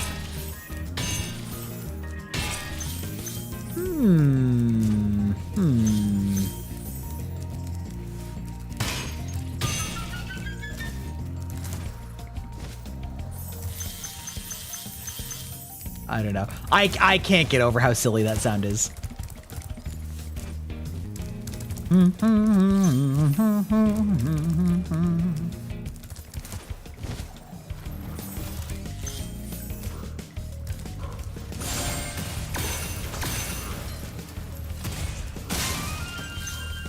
Also, I kind of feel bad for these little clams. Like, they didn't do shit. It's not their fault.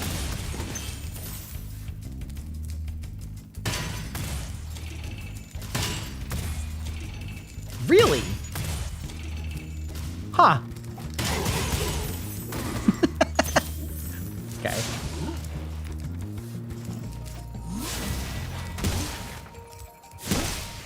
Wham, wham, wham. Okay.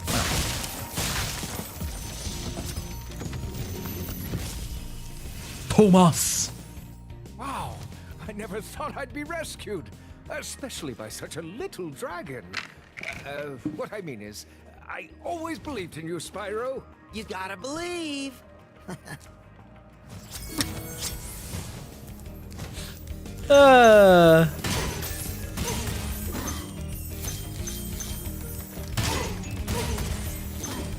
Alley-oop. Oh, did it? I see. I missed it again. Thank you. You know what? So helpful for you to say that because I definitely was not paying attention.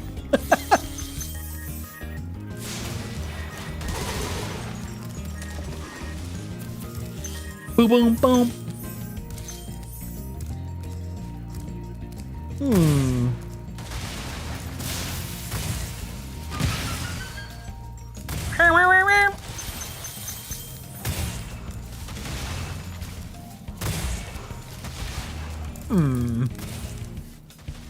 Okay. I see. So I have to like come down this way. Take him out like this.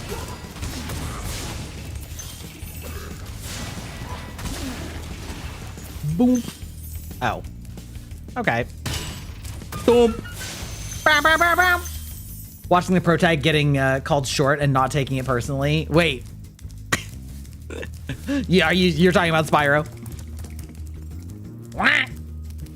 Hey, Penguin, how's it going? Did you see my message, by the way?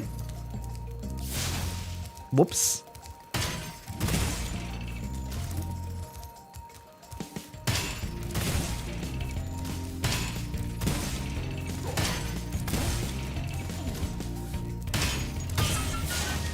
Brr, brr, brr, brr.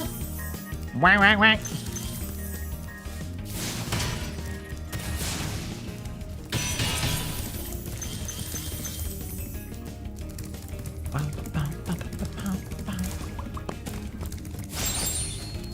Bring.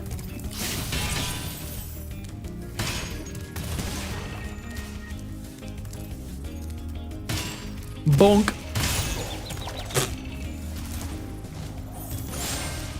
Not sure how that actually like worked, but that's fine. Bump.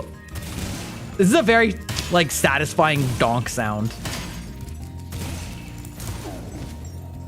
Also, that feels like something. Okay. You can see the shape of how that could have totally been like a secret.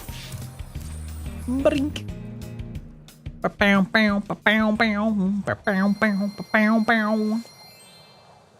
have a question for you.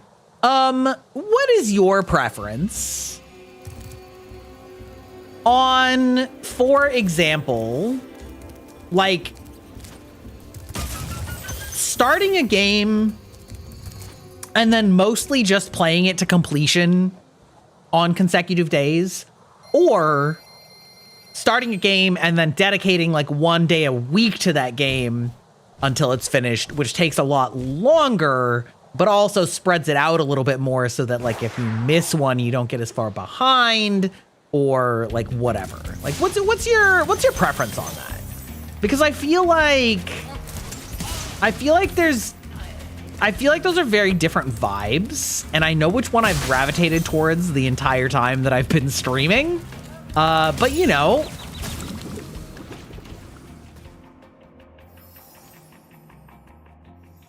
yeah, you know. Want to see how the storyteller is doing? You have more emotional whiplash to suffer tonight. Oh, you've been playing Expedition 33? Wait, how far in are you? I have beaten it on stream, so you don't need to worry about spoilers for me anyway. It depends on how the game is, because a game like Stardew Valley played every day. You played every day until you did everything you wanted.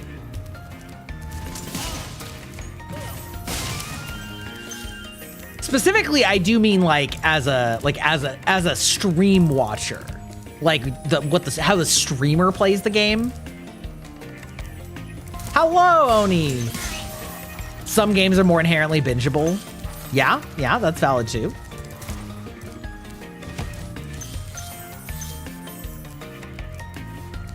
Cause like sometimes I wonder if that's like kind of a problem that I've tended to play games to completion, where like if you miss some of it, you just are like, now I've missed too much, you know?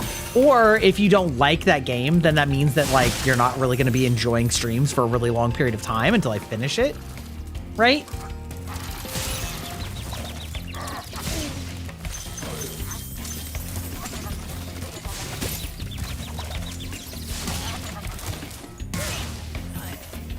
All right, okay. I'm sorry. I need to feed my dragonfly on your little carcasses, you poor little rats. You're not sure how to play games now, to be honest. You started streaming by playing games on their dedicated day, but that felt forced, so now you're just doing Expedition 33 straight.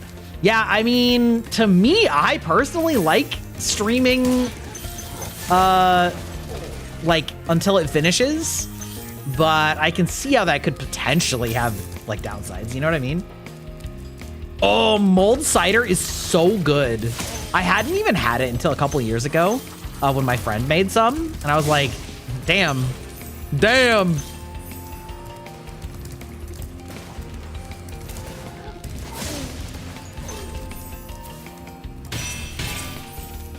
Apple pie moonshine is delicious. Delicious.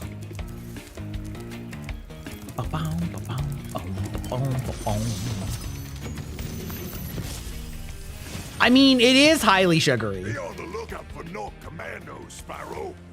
They better be on the lookout for me. Okay, but like low key, that's not that different from like fermentation. You know what I mean? There are a lot of things that actually are kind of gross when you think about them.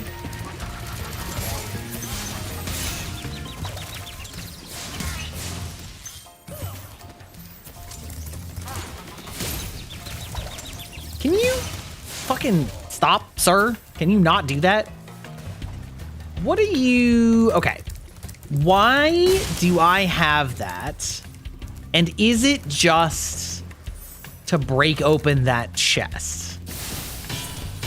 It's not to break open that chest. So that implies to me that I need to go this way. Or maybe jump over there with it. Ooh.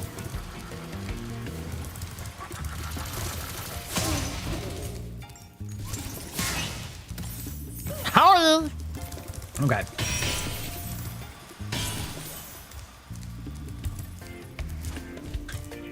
The yeast shits itself to death to make alcohol. Yeah. Yeah, exactly.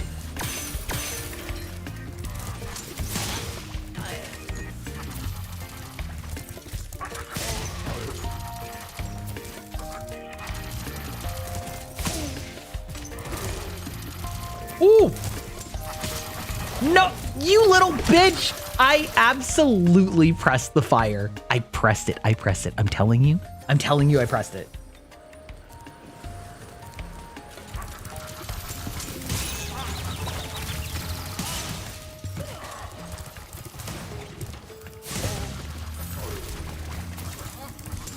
Oh my God. Camera? Okay. Okay, there we go. How?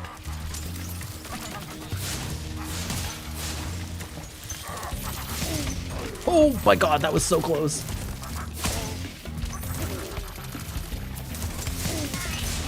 Oh, okay. Whew. Wait, now I need to know, did I actually get all of them? Because I don't remember. I've already forgotten. Yes. Okay. I don't need more. I'm fine. We don't need all the gems. You asked your cousin if he was gay and he gave you an essay on it and all you wanted was a yes or a no. You know what? Listen, he gave you a fucking proof. All right.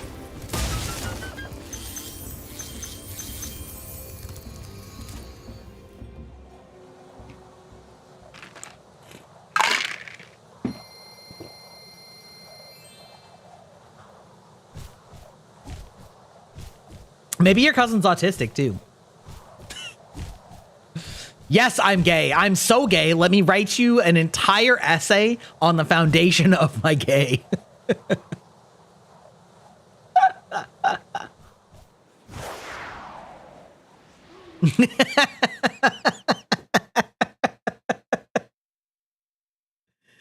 Oh!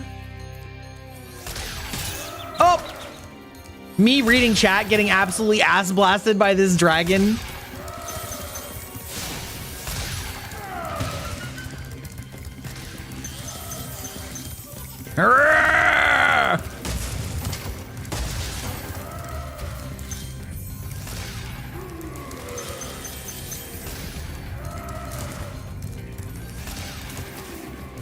Okay, not that way.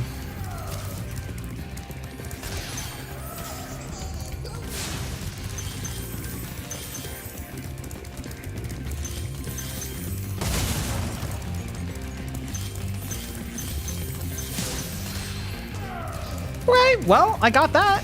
Is that... Oh, okay. Your little brother's too far gone in the brain rot?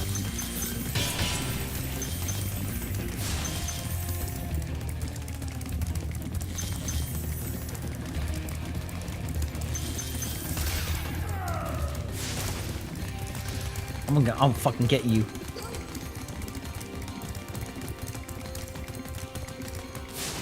No! God damn it! Oh, it's so hard to hit circle while you're sprinting. It's so annoying. Okay, I'm gonna fucking get you, brother. I'm gonna get you, boy.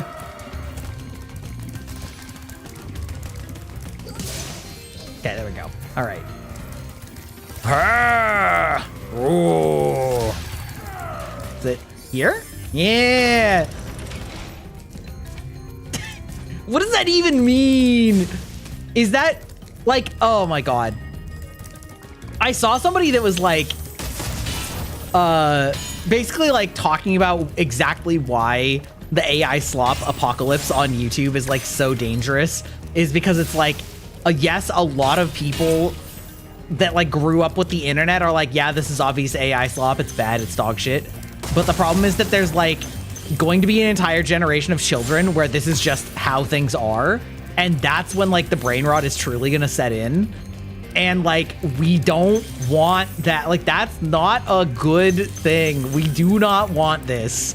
And it just reminds me of like free to play and microtransactions where like you used to fucking get games that were finished and like full products and you paid once and then that was it.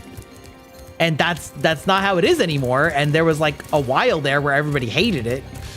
And then like everybody grew up with it basically. And then it's just like the way things are now. And then now all the companies are like, but that's the way things are. Why don't like we can't afford to do it the other way anymore.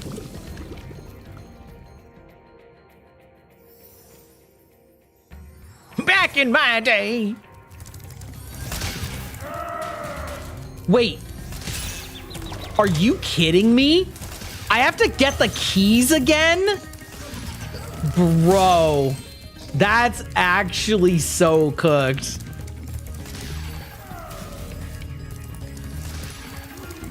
Wait, was it just the second key I needed to get? Maybe that's not so bad. Nope, that was okay. Okay, listen.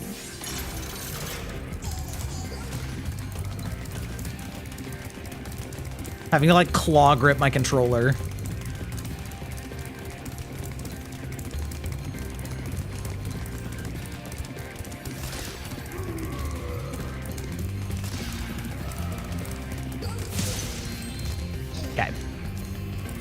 Okay, I need to figure out, because it seems like I need to chase this guy too, which is kind of annoying. Not the crab hands, exactly.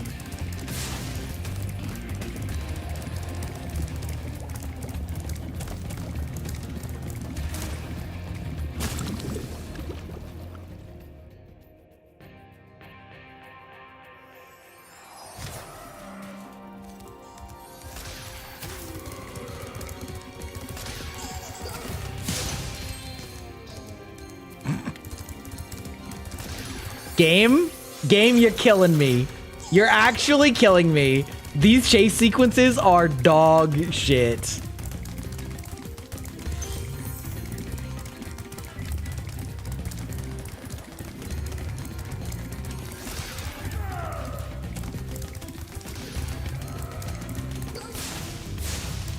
God damn it.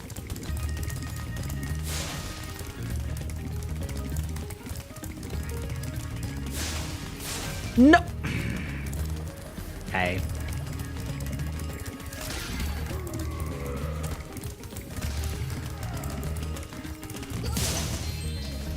Fucker.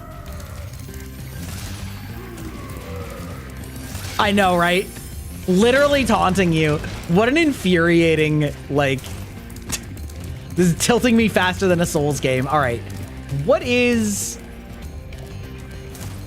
Like, what is my end game on this big guy? That's my question.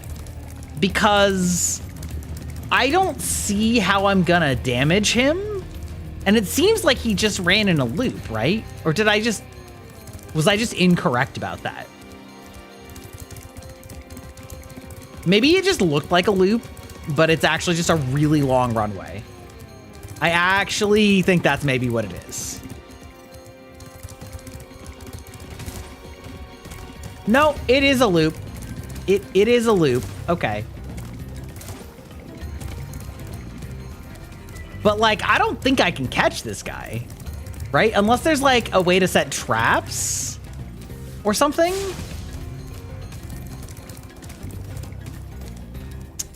It said something about like aim high, right?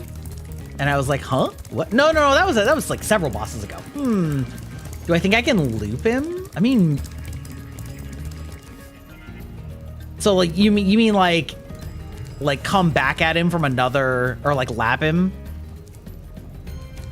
You mean like if I do this, can I like,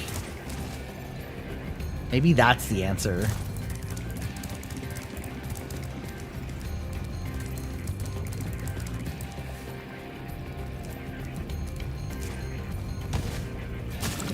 Ain't no fucking way. Ain't no fucking way. That's...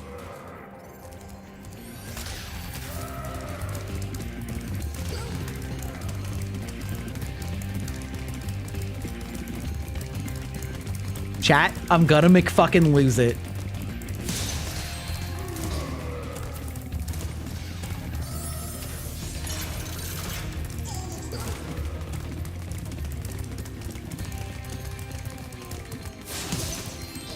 Okay, all right. At least I roasted this guy.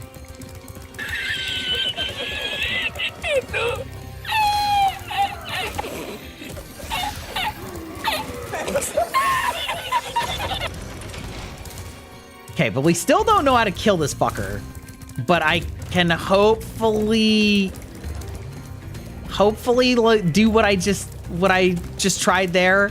But like, I actually cannot believe that I hit that step and bounced so hard that I fell into the lava and have to do this again.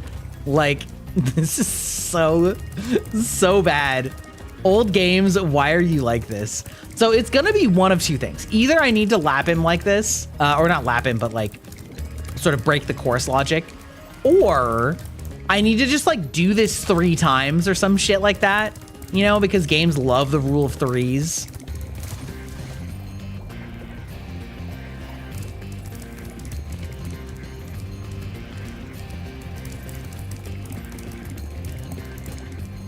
Watch him just like literally turn around.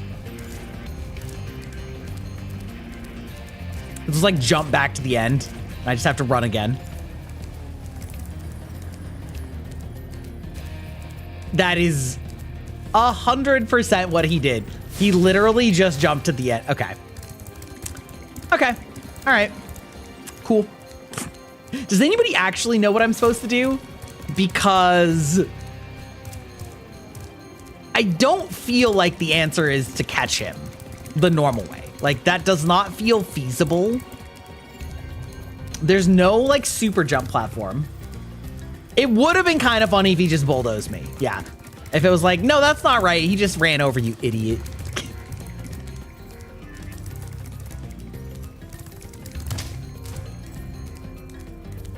Spyro.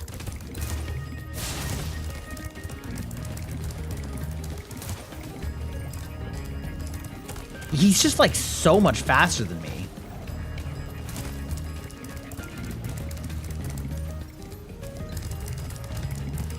I don't think there's any other like course jumps I can make, right?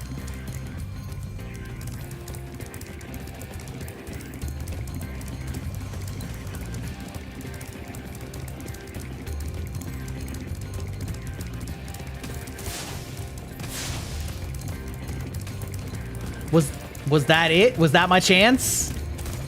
Did I blow it?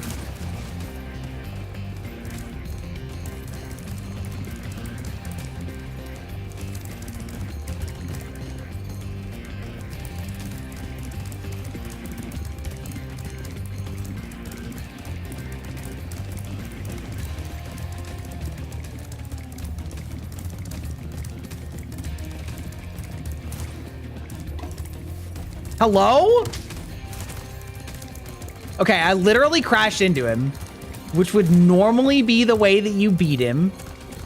I feel like it actually wants me to try and beat him, which feels insane. Like, that feels insane to do with how fast he is. You know what I mean? Like, I'm not making gains on him. Am I? I actually kind of am.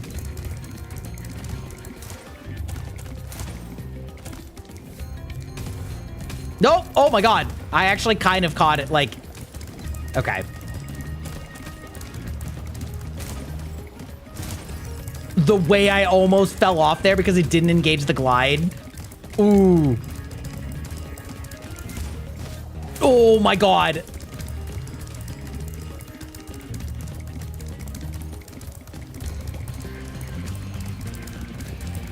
Okay, I feel like I do just need to beat him. What? Hello? Okay.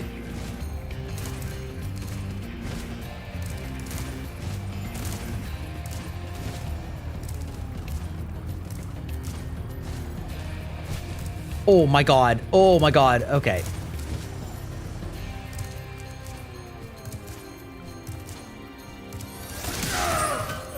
Oh my god. Okay, thank god. If he blasted me there and I had to do that all again.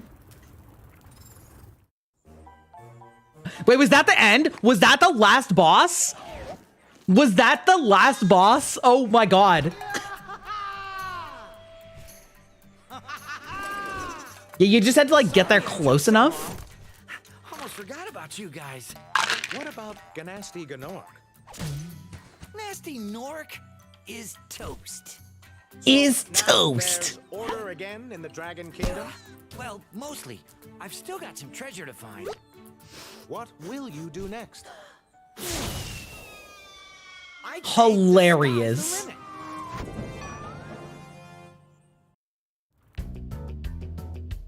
Wow. Okay. That's actually like kind of hilarious that I was getting so tilted and I didn't realize it was the last boss. It may also just be that you had to run it 3 times because he just like stopped that time. You know what I mean? Because I think that was 3 laps. So it's also possible that that's what it was. That like he got a little bit slower every time, each lap or something like that. Oni, that's the same for me too. That's the same for me too.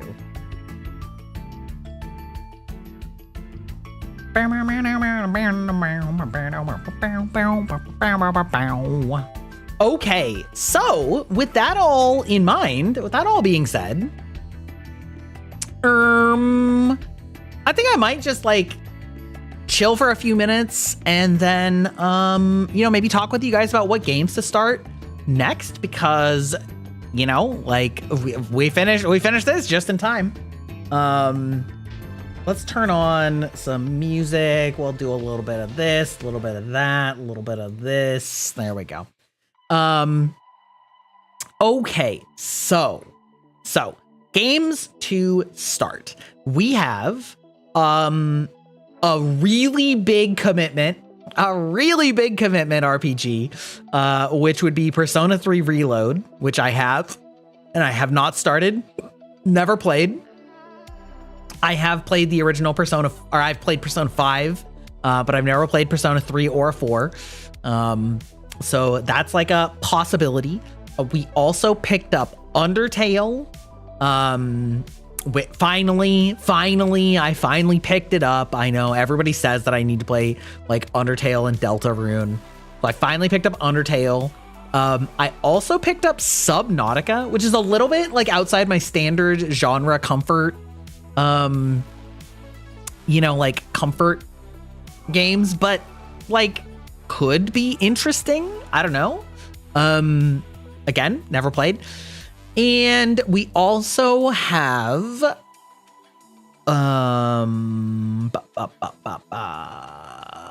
my mind is fading. So at the end of the month, at the end of January, Code Vein 2 is coming out, which I'm almost certainly going to play. So like potentially I could go back through Code Vein 1 again. It's kind of janky, but it was like fun enough. If I want a short-ish RPG but a wild story, look at Harvestella. I think I actually played Harvestella, but I didn't finish it. I kind of was like a little so on that one. You really enjoyed Subnautica, as I'm sure you can imagine. Well, it could have gone either way, I can imagine, Ern. It could either be amazing or really infuriating, depending on like, you know, various factors. There's also like, I mean, there's also always revisiting some of the older Souls-likes, right? Like Dark Souls 1 or something like that. Just for like funsies, and like honestly, probably gonna pick up, like do a couple games so that we're not just only doing one game all month, especially if I start Persona 3. But yeah, that's like kind of like some of the things in the chamber. Also like willing to hear out any recommendations as well. Yeah. Yes, Oni.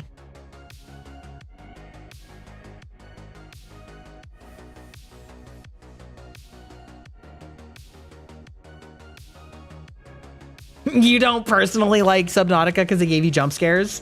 Understandable. What if it gives me jump scares though? How does that factor into things? It's a good survival crafting game with a bit of creepy mystery. Yeah. I've never done a survival crafting game on stream. I have played survival crafting games like Valheim or, of course, like Minecraft or some of those other games like that. But imagine you're in a dark ocean, you turn your head and see a Leviathan. Yeah, I could see that. I don't know. I feel like that could be sort of like a link that's I don't know how people feel about it. But you know what? Maybe I'll like put it in the Discord. I was talking about that earlier. That I want to copy some of what Af does because he is really good at keeping his Discord engaging and fun, and also putting like stream stuff in there, both for voting on new games and also for, you know, like stream breakdowns. You know, how did we like this new experiment that we did? Could be a fun way to you know, influence the direction of the stream. If you are not in the Discord, feel free to join. Your only interaction is to report a scammer, and I appreciate it. Okay. All right. Those fucking scammer bots. It sucks because like 99% of the time I can tell just by looking at their profile, but I also don't want to just ban somebody that may not be like a Discord pro. You know what I mean? Like, I want to give them the benefit of the doubt, but I'm usually right. And that's, you know, it's kind of how it is. All right. We're gonna go to the old Twitcheroony and look at who we can raid.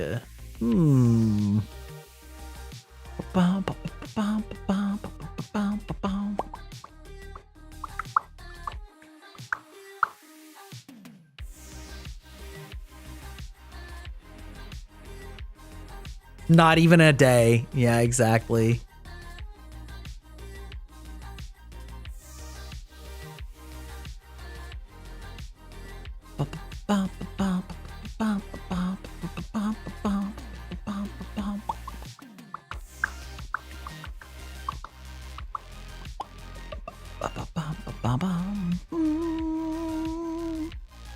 Ooh, Scary is on and is playing Red Dead Redemption. Scary is a lovely streamer, very sweet. And she also loves to play things like Souls-likes and stuff like that, but also plays a wide variety of other things. So we're gonna raid Scary. I hope you guys have a lovely weekend. Hope you guys had fun. Yeah, we'll be back next week. Probably, I haven't quite decided yet, but next Saturday we do have Blood on the Clock Tower. So I may give one of the days of rest next week in order to do other content stuff, since Saturday is going to be Clock Tower. I'm going to be like super busy next weekend, so we'll see. But I'll at least be back 3 days next week, with Saturday for Clock Tower being one of them. Not tomorrow, Saturday, a week from tomorrow. But we'll post the schedule in the Discord as always, as well as on Twitter and those other places. Yeah, we'll make sure to say hi to Scary, and yeah.